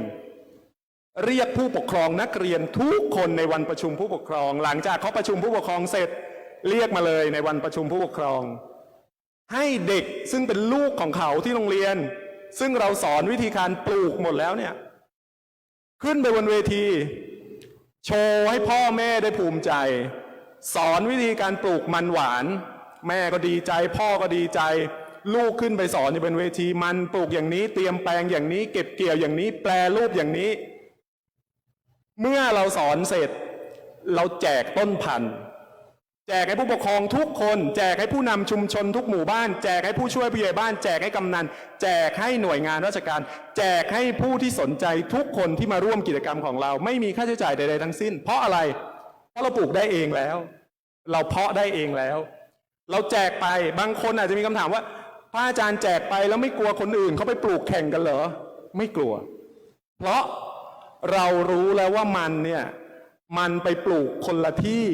ดินคนละแปลงสารอาหารคนละอย่างยังไงก็ปลูกออกมารสชาติไม่เหมือนกันเรามั่นใจว่าแต่ละคนจะมีเอกลักษณ์เป็นของตัวเองเมื่อผู้ปกครองเมื่อแต่ละคนนำไปปลูกประสบความสำเร็จตามที่เราสอนไปเขาก็สามารถเอาไปขายและมีรายได้ของครอบครัวเขาที่เกินจากความต้องการของครอบครัวเขาทางโรงเรียนรับซื้อคืนเพราะอะไรเพราะปัจจุบันสำนักงานวัฒนธรรมจังหวัดสมุทรสงครามนะครับพาเราไปติดต่อกับหน่วยงานต่างๆเวลาเขามีงานต่างๆเราออกงานอยู่สม่ำเสมอเกือบทุกเดือนผลิตภัณฑ์ที่เราปลูกได้เองที่โรงเรียนเนี่ยมันไม่มากพอสำหรับงานที่รองรับในแต่ละเดือนเรารับซื้อคืนเช่นวันนี้มาออกบูธที่วัดโพผมก็กะดูแล้วว่า3วันเนี่ยน่าจะใช้มันสักประมาณ60กิโลประมาณสัก2ลังละ30กิโล2ลังน่าจะจำหน่ายวันละสักประมาณ20กิโลผมก็ติดต่อผู้ปกครองนักเรียนไปเลยติดต่อคนที่รับยอดพันธุ์จากเราไปสวนใครพร้อมขุดพระอาจารย์ต้องการ20กิโลเอาไปออกบูธที่วัดโพเขาก็มีรายได้จากการปลูกลูกเขาก็มีความรู้ติดตัวไปจบไปในอนาคตนึกอะไรไม่ออกไปทำไร่มันได้นอกจากนี้เนื่องจากเราเป็นพระถึงแม้ว่าอาจจะมีความรู้เบื้องต้นเกี่ยวกับการทำเบเกอรี่ตั้งแต่สมัยก่อนบวชนะครับเคยเปิดร้านเบเกอรี่มาก่อนแต่เนื่องจากเราเป็นพระนะครับก็ไม่สามารถทำเองได้เราทำเองไม่ได้เราทำยังไงน้องสาวผมอาตมาภาพก็เรียนด้านนี้มาติดต่อมาเลยหลวงพี่ขอความอนุเคราะห์หน่อยมาช่วยสอนแปรรูปมันหวานให้เด็กๆทุกวันศุกร์2 เดือนติดต่อสอนศุกร์ละเมนูนะครับจนปัจจุบันเนี่ยโรงเรียนเราก็มีเมนูการแปรรูปจากมันหวานเนี่ยอยู่เกือบ20อย่างออกงานไหนก็พิจารณาอีกทีว่ากลุ่มเป้าหมายเป็นใครแล้วก็เอาผลิตภัณฑ์นั้นไปออกก็ประสบความสำเร็จขายหมดเทน้ำเทท่าแทบจะไม่พอนะครับเพราะฉะนั้นอยากจะบอกว่าเคล็ดลับความสำเร็จเราทำด้วยตนเองคนเดียวล่ะเราไม่มีความสามารถมากพอหรอกครับเพราะว่างานบางอย่างมันใหญ่มันต้องใช้คนที่มีความที่มีความรู้ความสามารถเฉพาะด้านเพราะฉะนั้นการทำงานให้ประสบความสำเร็จต้องมีทีมงานหาคนที่ชำนาญในด้านนั้นๆแล้วไปติดต่อเขานะครับแล้วเวลาจะทำงานร่วมกับแต่ละคนเนี่ยอย่าใช้เขาเฉยๆอย่างน้อยๆเนี่ยให้องค์ความรู้เขาไปอย่างน้อยๆเนี่ยเกียรติบัตรสักใบหนึ่งเนี่ยให้เป็นขวัญกำลังใจเขาเนี่ยคนบางคนมาช่วยเราเขาไม่ได้ต้องการเงินนะครับเขามีมากอยู่แล้วเกียรติบัตรสักใบหนึ่งให้เขาของที่ระลึกกระเช้าสักกระเช้าหนึ่งเพื่อเป็นการขอบคุณเขาป้ายอิงเจ็ตไวนิวสักป้ายหนึ่งขึ้นหน้าโรงเรียน โรงเรียนวัดสวนแก้วขออนุโมทนาบุญขอขอบคุณคนนี้คนนี้คนนี้ที่ให้ความอนุเคราะห์เรื่องนี้ขึ้นหน้าเพจโรงเรียนขึ้นหน้าเพจวัดคนที่เขาเห็นแบบเนี้ยเขาก็ดีใจเขาก็ชื่นใจเขาก็อิ่มใจวันหลังติดต่อไปอีกโอ้เสนอตัวเลยปวารณาวันหลังมีอีกติดต่อมานะครับพระอาจารย์เพราะเขาดีใจเราไม่จำเป็นเสมอไปที่ว่าเราจะต้องเอาเงินไปให้เขาแต่เราสร้างความอิ่มเอมใจและความสุขให้เขามาที่โรงเรียนทุกครั้งแล้วเขามีความสุขที่จะอยากกลับมาอีกที่สำคัญอีกเรื่องหนึ่งก็คือว่าหลวงพ่อเจ้าอาวาสนะครับท่านพระครูรัตนวิสุทธิวัฒน์ที่ปรึกษาเจ้าคณะอำเภอเมืองสมุทรสงครามเจ้าอาวาสวัดสวนแก้วทิยานท่านเป็นคนมีวิสัยทัศน์ท่านบริหารจัดการวางแผนแบ่งหน้าที่ความรับผิดชอบในวัดคนไหนจบอะไรมาคนไหนถนัดอะไรมาผู้ช่วยเจ้าอาวาสรูปไหนที่ยังเรียนไม่จบปริญญาตรีส่งให้เรียนจนจบปริญญาตรีจบปริญญาตรีแล้วอยากเรียนต่อปริญญาโทส่งจนจบปริญญาโทไปหาความรู้มาเพื่อกลับมาพัฒนาวัดการศึกษาสำคัญการศึกษานี่แหละจะช่วยพยุงศาสนาและการศึกษาจะช่วยพยุงโรงเรียนเวลาเราไปสอนเด็กในโรงเรียนเราไปสอนธรรมศึกษาครับผมเคยเจอนะครับเด็กบางโรงเรียนถามว่าพระอาจารย์ที่มาสอนผมพระอาจารย์จบอะไรมาพระอาจารย์บางรูปจบป .6 พระอาจารย์บางรูปจบป .3 พอเด็กรู้เนี่ยเด็กบางคนไม่อยากฟังไม่อยากเรียนถูกไหมครับแต่ถ้าวันนี้เรามีการเพิ่มพูนความรู้ให้ตัวเองพระอาจารย์พระประหลัดสุริพจน์จบอะไรมาครับจบปริญญาโทกำลังจะต่อปริญญาเอกจบนักธรรมชั้นเอกเป็นพระธรรมวิทยากรประจำจังหวัดสมุทรสงครามสังกัดกรมการศาสนาเจริญพรเด็กก็จะโอ้เราได้เรียนกับบุคลากรที่มีคุณภาพเราสามารถฝ่าฟันอุปสรรคในใจเด็กไปได้แล้วหนึ่งอย่างเพื่อให้เด็กเปิดใจที่จะกล้าเรียนกับเรานะครับเพราะฉะนั้นวันนี้เนี่ยฝากไว้สำหรับหลายๆท่านที่กำลังจะคิดผลิตภัณฑ์หรือว่าจะทำกิจกรรมใดๆก็ดีในส่วนของสพอสิ่งสำคัญคือทีมงานและสิ่งสำคัญคือเวลาจะทำกิจกรรมอะไรก็แล้วแต่ครับต้องมีผู้ที่ชำนาญในเรื่องนั้นๆมาเป็นที่ปรึกษาหรือถ้าไม่มีเราต้องมั่นใจว่าเราสามารถหาข้อมูลได้มากพอจากสื่อต่างๆเพื่อที่จะวางแผนสำรองไว้ล่วงหน้าเพราะอะไรอย่างตัวผลิตภัณฑ์ตัวนี้ผมวางแผนมาตั้งแต่ต้นว่าถ้ามันทำแล้วไม่ประสบความสำเร็จผมจะเอาหน้าที่ไหนไปสู้หลวงพ่อเจ้าอาวาสผมจะเอาหน้าที่ไหนไปสู้ชาวบ้านผมจะเอาหน้าที่ไหนไปสู้ครูกับนักเรียนผมก็เลยวางแผนเรามีอุปสรรคคือพื้นที่ในการปลูกเราน้อยวัดเรามีพื้นที่น้อยเราอยู่กลางเมืองมันมีแต่พื้นคอนกรีตเรามีพื้นที่ปลูกอยู่นิดเดียวเราจึงวางแผนทำเป็นศูนย์การเรียนรู้พลังบวรมันหวานสวนแก้วเน้นเพาะยอดพันธุ์เพื่อแจกประชาชนให้เอาไปปลูกในเมื่อเราไม่มีพื้นที่มากพอที่จะปลูกเองแต่ชาวบ้านมีพื้นที่มากพอเราจึงทำเป็นศูนย์แล้วแจกยอดพันธุ์ให้เขาไปปลูกวันใดที่วัดวันใดที่โรงเรียนมีความต้องการเขาก็ยินดีที่จะอบอุ้มและกลับมาช่วยเหลือเราอันนี้ก็เป็นเคล็ดลับความสำเร็จของศูนย์ศึกษาพระพุทธศาสนาวันอาทิตย์วัดสวนแก้วอุทยานเจริญพรครับขอบพระคุณนะครับเราจะเห็นได้ว่านะครับเห็นสองส่วนด้วยกันสำหรับสพอแห่งนี้นะครับวัดสวนแก้วอุทยานนะครับโดยเริ่มจากการที่กว่าจะเป็นมันหวานในวันนี้นะครับเริ่มจากการที่ทำยังไงล่ะชุมชนของเราเนี่ยไม่มีผลิตภัณฑ์โอท็อปเลย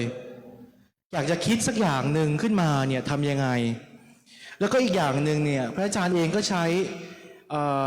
สิ่งที่เคยได้ร่ำเรียนมานะครับเมื่อครั้งยังเป็นฆราวาสในการที่จะคิดค้นสิ่งต่างๆในการบริหารธุรกิจต่างๆหรือแม้กระทั่งเบเกอรี่ในการสร้างเครือข่ายต่างๆนะฮะในการที่จะมาทำให้สพอเนี่ยมีรายได้เพิ่มขึ้นนะครับโดยการสร้างทีมงานขึ้นมาทีมงานเนี่ยจะช่วยทั้งในการผลิตรวมถึงการแก้ไขปัญหาต่างๆด้วยนะครับในการที่จะผลิต เมล็ดพันธุ์ต่างๆนะครับคืออีกอย่างหนึ่งที่สำคัญผมเห็นถึงระบบโซเชียลเครดิตหรือระบบที่การเสริมแรงหรือการตอบแทนการทำความดีนะครับนั่นก็คือว่าคนที่มาช่วยเนี่ยเขาไม่ได้ต้องการอะไรหรอกอย่างน้อยเนี่ยเขาก็ได้เขาเรียกว่าได้เห็นการพัฒนาชุมชนนะที่มันไปในทิศทางที่ดีขึ้นบางคนเขาก็อาจจะได้อยากจะได้แค่คำชื่นชมเกียรติบัตรสักใบหนึ่งหรือสิ่งต่างๆในการขับเคลื่อนในการเป็นแรงจูงใจเสริมแรงนะครับในการที่จะมาช่วยกันพัฒนาวัดพัฒนาชุมชนให้ดีขึ้นนั่นเองนะครับสำหรับลำดับถัดไปนะครับขออนุญาตนิมนต์นะครับพระครูถาวรพัชรกิจนะครับได้พูดถึงผลงานหรือว่ามีผลิตภัณฑ์ต่างๆยังไงของวัดโคสาท่าช้างครับขอกราบนิมนต์ครับ ก็พบอีกรอบเนาะถวายความเคารพมาอย่างพระเดชพระคุณทุกรูปเลยก็ขอเจริญในธรรมท่านผู้ที่ได้มาร่วมฟังในการเสวนาจริงแล้วเนี่ยในการขับเคลื่อนในการทำงานทุกงานมันก็ต้องมี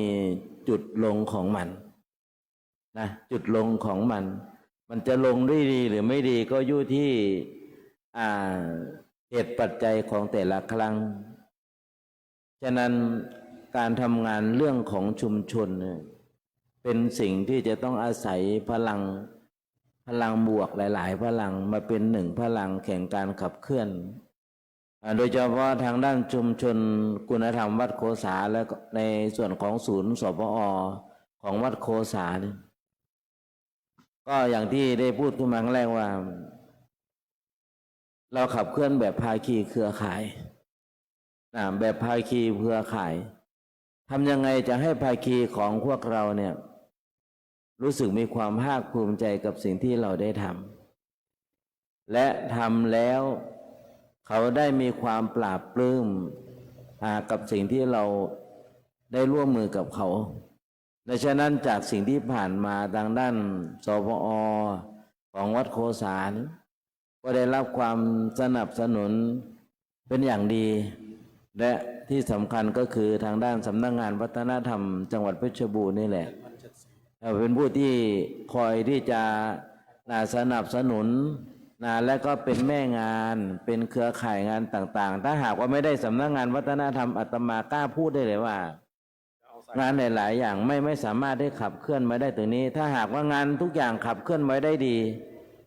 เอาละพลังแห่งความศรัทธาพลังแห่งความเชื่อมั่นในศักยภาพในการทำมันต้องขับเคลื่อนไปสู่ความสำเร็จอย่างแน่นอนฉะนั้นก็อยากจะขอนำเสนออีกผลิตภัณฑ์หนึ่งอันนี้ก็คือเป็นผลิตภัณฑ์ที่นำมาจากผ้าขิดซึ่งทางด้านของสปอ.วัดโกษาเนี่ยก็ได้มีศูนย์เรียนรู้ในเรื่องของผ้าซึ่งก็ต่อยอดมาจากศูนย์วัฒนธรรมเฉลิมราชวัดโคสาซึ่งก็ร่วมกับวังวัฒนธรรมอีกเช่นกันก็มีการแจกออกไปว่าจะเป็นหนึ่งละส่งเสริมในเรื่องของการประกอบอาชีพเราเอาสินค้าทางด้านวัฒนธรรมมาเป็นแหล่งเรียนรู้แล้วก็มาเป็นแหล่งสร้างรายได้ให้กับชุมชนยังไงแต่ฉะนั้นอันนี้ก็ขออนุโมทนาขอบคุณซึ่งในส่วนตรงนี้เราก็มีทีมงานของผู้ขับเคลื่อนก็มีน้องวีรพลวันเสนก็ถือว่าเป็นเจนที่3แล้วเป็นประธานของกลุ่มได้มาขับเคลื่อนซึ่งตัวนี้ก็ได้ไปโชว์ผลงานที่ต่างประเทศได้ละเนี่ยใบหนึ่งก็หลายตังค์และก็อีกส่วนหนึ่งนั้นก็ทางด้านชุมชนของพวกเราก็ได้ขับเคลื่อนไม่ว่าจะเป็นในเรื่องของทางด้านมิติต่างๆไม่ว่าจะเป็นมิติทางด้านทำยังไงจะให้ชุมชนเยาวชนให้โดยเฉพาะเครือข่ายของนักเรียนของศูนย์ศึกษาพุทธศาสนาวันอาทิตย์เนี่ยได้เข้ามามีส่วนร่วมในเรื่องของการห่างจากอบายมุขซึ่งเราก็ตั้งเป็นทีมของฟุตบอลขึ้นชื่อว่าฟุตบอลเยาวชนศิษย์โคสาซึ่งท่านใดที่มีความป ประสงค์อยากจะไปศึกษาก็สามารถเราก็มีเพจฟุตบอลเยาวชนศิษย์โคสาก็ได้ออกไปเล่นฟุตบอลนำเยาวชนเข้ามาร่วมออกกำลังกาย ซึ่งเราก็จะมีอยู่2 กลุ่มหนึ่งก็คือเราจะเน้นในเรื่องของเด็กเล็กที่มีระดับอนุบาลก็จะมีอีกสนามหนึ่งกลุ่มหนึ่งเพื่อจะได้เป็นการฝึกเทคนิคเบื้องต้นกลุ่มที่2ก็จะเป็นในเรื่องของเอาคนที่มีความสามารถพอที่จะมีการแข่งขันไปแข่งขันตามทัวร์นาเมนต์ต่างๆอันนี้ก็คือความภาคภูมิใจอีกส่วนหนึ่งนั่นก็คือความภาคภูมิใจที่เราไปสร้างเครือข่ายตามที่โรงเรียนต่างๆที่ได้เข้ามามีส่วนร่วมก็ได้ความสนับสนุนความร่วมมือจากท่านผู้บริหารโรงเรียนในเขตอำเภอหล่มสักหลายๆโรงเรียนที่สำคัญก็คือโรงเรียนเมตตาวิทยาเราก็ได้ขับเคลื่อนได้เป็นพี่เลี้ยงเด็กจนได้รางวัลพระราชทานหลายรางวัลโดยเฉพาะในนามของสพอวัดโคสาฉะนั้นอันนี้ก็คือทางด้านเครือข่ายโรงเรียนและณปัจจุบันก็ได้รับความสนับสนุนทางด้านบุคลากรจากโรงเรียนต่างๆแล้วก็สนับสนุนนักเรียนเข้ามาเรียนรู้ซึ่งตอนนี้ทางด้านสพอวัดโคสาก็มีวงโปงลางของชุมชนท่านใดอยากจะเข้าไปร่วมชมแล้วก็เขาสามารถเข้าไปได้ก็จะมีเด็กเล็กๆตั้งแต่เด็กกลุ่มโตในระดับต่างๆระดับประถมมัธยมมีทั้งหมดนักแสดงทั้งนักเล่นก็มีจิตอาสาที่จะมาช่วยแล้วก็อีกส่วนหนึ่งนั่งทางด้านชุมชนของเรานั้นก็มีการพยายามจะสร้างทายาทถ้าทำอะไรก็แล้วแต่ถ้าเราไม่มีบุคคลที่จะมาเป็นทายาทในการที่จะขับเคลื่อนโดยเฉพาะกลุ่มทอผ้าขิดซึ่งเราก็มีเยาวชนเป็นเยาวชนที่หัดเรียนรู้ด้วยตัวเองซึ่งสามารถทอผ้าได้เองนะครับทอผ้าขิดอย่างนี้ได้เองทำเองซึ่งวันหนึ่งก็สร้างรายได้หลายตังค์อยู่เหมือนกันสามารถนำผลิตภัณฑ์ของเขาส่งไปยังต่างประเทศอันนี้เราก็พยายามสร้างให้มีผู้ที่จะได้มาสืบต่อและอีกส่วนหนึ่งรางวัลแห่งความภาคภูมิใจที่ชุมชนได้รับก็คือชุมชนคุณธรรมอวอร์ดจากองค์กรคุณธรรมแห่งประเทศไทยเมื่อปีก่อนและปีที่แล้วชุมชนของเราก็ได้รับรางวัลพระราชทานชุมชนตำบลเข้มแข็งโดยอาศัยแม่งานของสปอเป็นเครือข่ายซึ่งในนี้ก็เป็นโล่พระราชทานที่เป็นรางวัลที่ชุมชนของพวกเราได้รับแต่ยังไงก็แล้วแต่รางวัลนี้ก็คือเป็นส่วนที่เราได้รับพิจารณาจากหน่วยงานองค์กรต่างๆให้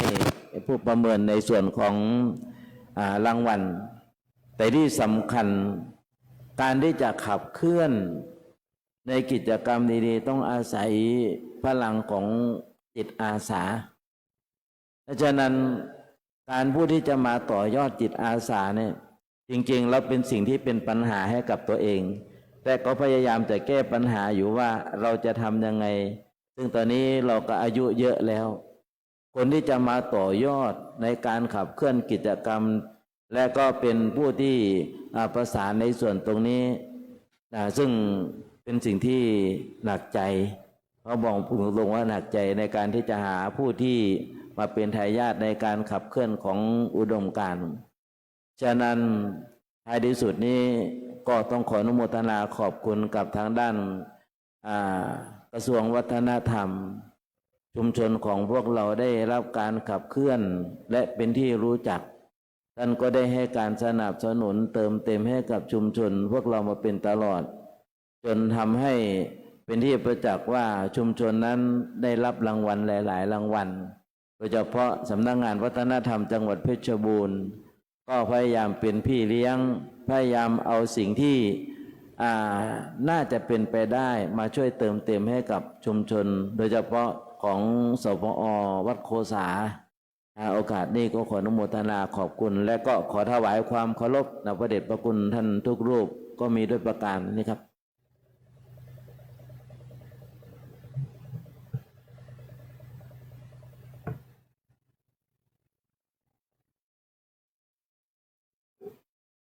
พระคุณเจ้านะครับคือตอนนี้ไมค์เริ่มดับแล้วนะครับเพราะว่าถ่านก็เริ่มคือเราจะเห็นได้ว่า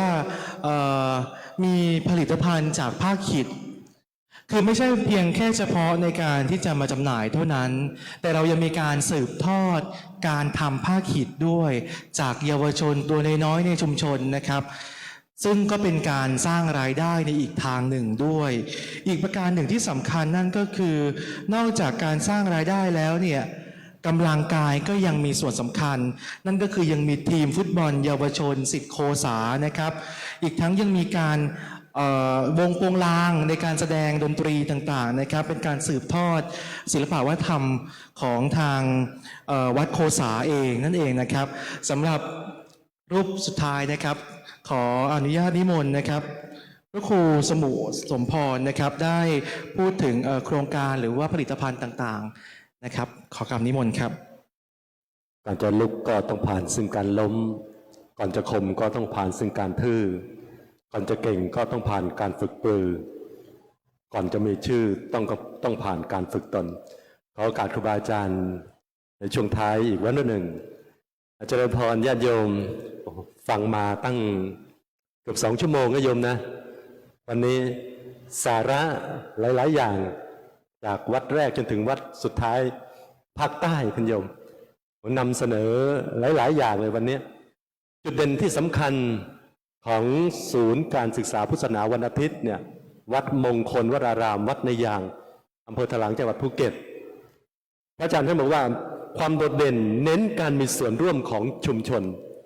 โดยอาศัยพลังของบวรดังนั้นท่านทั้งหลายที่ฟังมาทั้งหมดเนี่ยของศูนย์การศึกษาพุทธศาสนาวันอาทิตย์วัดมงคลวรารามเนี่ยการขับเคลื่อนมาโดยตลอดเนี่ยพระอาจารย์ท่านเน้นอยู่เรื่อยว่าเราอาศัยพลังของการมีส่วนร่วมของชุมชนสพอไม่สามารถที่จะก้าวไปโดยลำพังอย่างเดียวโดดเดี่ยวได้ถ้าไม่มีส่วนร่วมของชุมชนนั้นๆไม่ว่าจะทางวัดทางบ้านแล้วก็ข้าราชการวัฒนธรรมจังหวัดภูเก็ตเนี่ยมีส่วนสำคัญอย่างมากในการช่วยขับเคลื่อนสพอวัดมงคลวรารามตลอดถึงโครงการหลายๆอย่างหลายๆกิจกรรมของศูนย์ศึกษาพุทธศาสนาวันอาทิตย์วัดมงคลวรารามวันนี้เนี่ยถามว่ามีอะไรที่เป็นโดดเด่นผลิตภัณฑ์ที่เป็นโดดเด่นของศูนย์ไหมไม่มียังไม่มีเป็นสิ่งที่โดดเด่นมีแต่การจัดการเรียนการสอนที่เป็นสิ่งที่โดดเด่นเพราะอะไรศูนย์เราเน้นที่การเรียนการสอนนักเรียนเป็นเบื้องต้นโดยเฉพาะการให้นักเรียนได้สอบธรรมศึกษานั้นผลสำเร็จที่บอกว่าคือโดดเด่นก็คือผลการสอบของนักเรียนศูนย์พุทธศาสนาวันอาทิตย์วัดมงคลวรารามที่ได้90 กว่า%ทุกปี3 ปีที่ผ่านมานี่คือโดดเด่นส่วนที่เป็นผลิตภัณฑ์เมื่อกี้ได้เห็นนาคกี้ได้เห็นมันเผาได้เห็นกระเป๋าไฮโซต่อไปอาจจะได้เห็นน้ำพริกส้มควายไม่ใช่คำไม่สุภาพนะโยมน้ำพริกส้มควายโยมรู้จักต้นส้มควายไหมโยมภาคเหนือมีไหมภาคตะวันออกเฉียงเหนือภาคกลางภาคใต้รู้จักไหมส้มควายเนี่ยถือว่าเป็นพืชชนิดหนึ่งต้นไม้ที่เป็นทางภาคใต้ขึ้นมีรสเปรี้ยวทางชุมชนคุณธรรมหรือว่าชุมชนของศูนย์การศึกษาพุทธศาสนาวันอาทิตย์วัดมงคลวรารามก็เอาตัวเนี้ยมาทำเป็นผลิตภัณฑ์ส้มควายเดี๋ยวโยมไม่ต้องบรรยายสรรพคุณมากนะเพราะว่าเดี๋ยวจะให้ไปชมที่บูธ แล้วก็ไปชิมและจ่ายได้ที่บูธวัดมงคลวรารามสพอวัดมงคลเพราะว่าเวลาเหลือน้อยแล้ว พูดมากไม่ได้โยมเดี๋ยวโยมจะเบื่อจะเซ็งไปไม่ดีพูดมากเกินไปเนี่ยส้มควายได้ให้พระอาจารย์ชมดูได้อย่าเพิ่งชิมนะพระอาจารย์นะเดี๋ยวพิธีกรอยากชิมนะยุ่งนะตอนเนี้ยเพราะว่าหมดเวลาชิมแล้วอาตมาภาพกับผมจึงบอกว่าเน้นว่า ศูนย์การศึกษาพุทธศาสนาวันอาทิตย์วัดมงคลวรารามเนี่ยเราเห็นเน้นความสำคัญการมีส่วนร่วมของชุมชนนั้นผลิตภัณฑ์ที่เรามีที่โดดเด่นเนี่ยที่จะพูดว่ามันมีอยู่ในชุมชนของตำบลสาคูตำบลในของในยางอยู่แล้วในพื้นถิ่นอยู่แล้วแต่บางครั้งบางทีไม่โดดเด่นไม่มีใครไปสนับสนุนไม่มีเวที เราก็ดึงเขามามีส่วนร่วมมาทำกิจกรรมที่วัดโดยผ่านพลังบวรชุมชนคุณธรรม วัดมงคลวรารามร่วมกับสพอวัดมงคลวรารามผลิตภัณฑ์ที่มีคุณโยมเช่นเมื่อกี้ส้มส้มควายสองตัวนี้คืออะไรโยมกะละแมก็ในชุมชนที่สำคัญอย่างหนึ่งที่พูดกล่าวถึงเมื่อช่วงต้นนี่คุณโยมบางคนยังไม่เห็นหน้าเห็นตาว่าโอเอ๋วเป็นแบบไหนแบบนี้นะโยมนะโอเอ๋วเนี่ยเจ้านี้เนี่ยเป็นผลิตภัณฑ์ในชุมชนสาคูทำที่สาคูเมื่อก่อนยังไม่มีโดดเด่นแต่ช่วง 2-3 ปี 3 ปีที่ผ่านมาโดดเด่นเป็นที่ขึ้นชื่อเลยโยมในโรงแรมในภัตตาคารในร้านอาหารที่ดังๆโยมไปแล้วถามดูเลยว่ากินแล้วเนี่ยมันชื่นใจภาษาอีสานว่าแซ่บหลายอร่อยคุณโยมนั้นไปชิมได้ที่บูธอีกแหละคุณโยมนี่คือผลิตภัณฑ์ที่ทางชุมชนเรามีไม่ว่าจะเป็นกระเป๋าสารเส้นพลาสติกเนี่ยก็จะมีผ้ามัดย้อมผ้าบาติกเนี่ยสิ่งเหล่านี้จะมีในชุมชนคุณธรรมวัดมงคลวรารามร่วมกับศูนย์พุทธศาสนาวันอาทิตย์วัดมงคลวรารามนั้นเน้นย้ำทำความเข้าใจกับท่านทั้งหลายว่าทั้งหมดทั้งปวงศูนย์การศึกษาพุทธศาสนาวัดอาทิตย์วัดมงคลวรารามของเราตอนนี้ตั้งมาได้ประมาณ14 ปีกำลังแตกวัยหนุ่มแตกวัยสาวยังไม่มีผลงานที่เป็นโดดเด่นอะไรมากนักแต่พยายามขับเคลื่อนไปด้วยอาศัยหนึ่งจิตที่เป็นความเมตตาอนุเคราะห์ของอาจารย์เจ้าวาดพระครูศรัทธาวราพิยุทธเจ้าวาดวัดมงคลวรารามท่านเป็นผู้ที่เสียสละเพื่อเด็กเพื่อชุมชนอยากให้ชุมชนมีความรักความสมัครสมานสามัคคีร่วมกันอยากให้เด็กในชุมชนเข้าวัดปลูกฝังคุณธรรมร่วมกันนี่เป็นสิ่งที่สำคัญที่ทางศูนย์เรากำลังกระทำอยู่แล้วก็จะกระทำต่อไปขอเจริญพรไว้เพียงแค่นี้ครับผมครับขอบพระคุณพระครูสมุสมพรนะครับเนื่องด้วยเวลาอันจำกัดนะครับแต่ก็คิดว่าเราได้รับประโยชน์จากการรับฟังในวันนี้เนี่ยในหัวข้อแรงบันดาลใจจากพื้นที่เล็กสู่ผลลัพธ์ระดับประเทศได้อย่างดียิ่งนะครับของสพอแต่ละที่ทั้งจากวัดศรีสามัคคีธรรมหรือวัดนากี้นะครับจังหวัดบึงกาฬวัดสวนแก้วอุทยานจังหวัดสมุทรสงครามวัดโคสาจังหวัดเพชรบูรณ์และวัดมงคลวรารามจังหวัดภูเก็ตนะครับประเด็นหนึ่งที่สำคัญนะครับที่เราได้เห็นนั่นก็คือวิธีการดำเนินงานต่างๆเนี่ยท่านเองใช้พลังบวรในพื้นที่ของท่านได้อย่างมีประสิทธิภาพรวมถึงการใช้ระบบโซเชียลเครดิตในการที่จะตอบแทนการทำความดีของทั้งองค์กรเอกชนที่มีอ่างเข้ามาเกี่ยวข้องในพลังบวรเนี่ยนะครับแล้วก็รวมถึงการที่จะหาสิ่งต่างๆมาสนับสนุนเจือจุนในการที่ให้สพอเนี่ยมีความเข้มแข็งมากขึ้นถ้าหากว่าพื้นฐานเนี่ยมีประสิทธิภาพทุกสิ่งทุกอย่างที่เราจะดำเนินการต่อไปเนี่ยครับมันย่อมเกิดผลสำเร็จที่ดีงามอยู่แล้วนะครับสำหรับในช่วงนี้นะครับมีพระคุณเจ้ารูปใดหรือว่ามีท่านผู้มีเกียรติท่านใดมีข้อคำถามไหมครับเดี๋ยวทางพระมหาสรายุทธนะครับพระอาจารย์ท่านมีรางวัลให้นะครับ มีข้อคำถามหรือว่ามีสิ่งที่จะแลกเปลี่ยนบ้างไหมครับ มีไหมเอ่ยรางวัลที่จะให้ก็คือยาดม แล้วที่สำคัญคือเราก็ตามกระแสกล่องสุ่ม จะมีพญานาคน้อยที่เป็นฟิกเกอร์บอทเทิลคือตอนนี้จะมีอยู่4สีใน1เซตเนาะ3อันอย่างนี้ สีม่วงจะเป็นยาดม สีเหลืองจะเป็นฟิกเกอร์บอทเทิลตัวนี้เอาไว้ติดตัว คือหมายถึงว่าไปไหนก็ได้ จะใส่ขวดอะไรก็ได้คือมันก็จะเป็นฝา มันก็จะเป็นฝาตัวนี้ติดไปโชว์ติดไปโชว์ได้ตลอดเลย อ๋อ คือแกะได้ถอด แกะ ได้ แล้วก็จะซื้อโออิชิก็ใส่ได้แล้วก็ถือแบบสวยๆเก๋ๆ คือไม่ต้องเขียนชื่อ ใช่ รู้ว่าเป็นของเรา ใช่มีคำถามได้นะ มีท่านใดมีคำถาม แชร์ไอเดียก็ได้ จะแชร์ไอเดีย อยากให้สพอทั้ง4เสริมอะไร อยากให้นู่นนี่ได้หมดเลยนะ ใช่ครับ มีท่านใดไหมครับ น่าจะยังไม่มีนะครับณช่วงนี้ อย่างไรก็ดีนะครับในอนาคตข้างหน้าเนี่ย ก็ไม่แน่อาจจะเห็นสพอมาคอลแลบกัน อาจจะเห็นมันหวานไปอยู่ในโอเอลก็ได้นะฮะในโอเอลก็ได้ หรืออาจจะเห็นผ้าขิดมาอยู่ในหน้ากี้ก็ได้นั่นเอง หรือว่าการทำหน้ากี้จากผ้าขิด อยากให้สพอเผื่อว่ามีการมาคอลแลบกันในแต่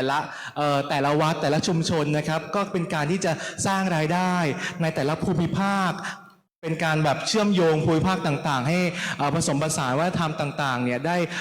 หลอมรวมได้กลมกลืนกันนั่นเองนะครับ และสำหรับในช่วงนี้นะครับขอขอบพระคุณนะครับ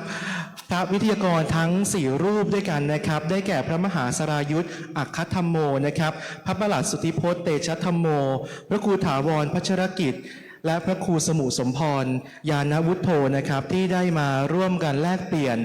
ในการเสวนาในหัวข้อแรงบันดาลใจจากพื้นที่เล็กสู่ผลลัพธ์ระดับประเทศครับแล้วก็ขอขอบพระคุณนะครับขอกราบขอบพระคุณพระคุณเจ้าทุกรูปนะครับขอขอบพระคุณท่านผู้มีเกียรติทุกท่านทั้งที่อยู่ณศาลาการประเรียนแห่งนี้ หรือแม้กระทั่งที่รับชมผ่านเพจ Facebook ของกรมการศาสนานะครับสำหรับวันนี้นะครับการเสวนาแรงบันดาลใจจากพื้นที่เล็กสู่ผลลัพธ์ระดับประเทศนะครับได้เสร็จสิ้นเป็นที่เรียบร้อยแล้วนะครับสำหรับวันนี้ผมนายณัฐพลใจเอี่ยมนักวิชาการศาสนาปฏิบัติการกรมการศาสนาต้องขอตัวลาไปก่อนสวัสดีครับค่ะขอบคุณน้องอาร์มนะคะ ก็จริงๆแล้วในช่วงต่อไปนี้จะเป็น Q&A นะคะหรือว่าจริงๆตั้งใจจะให้เข้ากลุ่มแต่ว่าน่าจะไม่สะดวกในการเข้ากลุ่มนะคะก็จะเป็นขอให้แต่ละสพอค่ะทำตัวแบบจะมีตัวแบบที่เราให้ไปนะคะที่เป็นแบบในการแสดงความเห็นค่ะตัวนั้นขออย่างน้อยสพอละ1ชุดนะคะที่ทำตอบกลับมาให้ทางกรมการศาสนานะคะเพื่อที่ทางกรมเนี่ยจะได้นำไปพัฒนาไปปรับปรุงนะคะแล้วก็ในส่วนของประเด็นต่างๆวันนี้ที่เราได้พูดคุยกันนะคะก็จะได้นำมาสรุปแล้วก็เผยแพร่ให้ทราบโดยทั่วกันอีกนะคะแล้วก็ช่วงเย็นต่อจากนี้นะคะทางด้านนอกนะคะเวทีด้านนอกจะเป็นเวทีการแสดงศิลปวัฒนธรรมของสพอนะคะวันนี้จะเริ่มด้วยของสพอวัดมัชชันติการามนะคะตอนนี้น้องๆเตรียมความพร้อมกันแล้วนะคะถ้าด้านในนะคะจะถ่ายภาพร่วมกันหรือว่าจะนั่งคุยแลกเปลี่ยนความเห็นร่วมกันก่อนก็ได้นะคะแล้วก็เรียนเชิญไปเยี่ยมชมบูธนะคะให้กำลังใจพูดคุยแลกเปลี่ยนกันที่บริเวณด้านนอกได้เลยค่ะขอบพระคุณทุกท่านมากนะคะแล้วก็อีก2วันนะคะเราได้มาร่วมพูดคุยกันค่ะขอบพระคุณทุกท่านกราบขอบพระคุณพระอาจารย์ทุกรูปนะคะขอบคุณค่ะ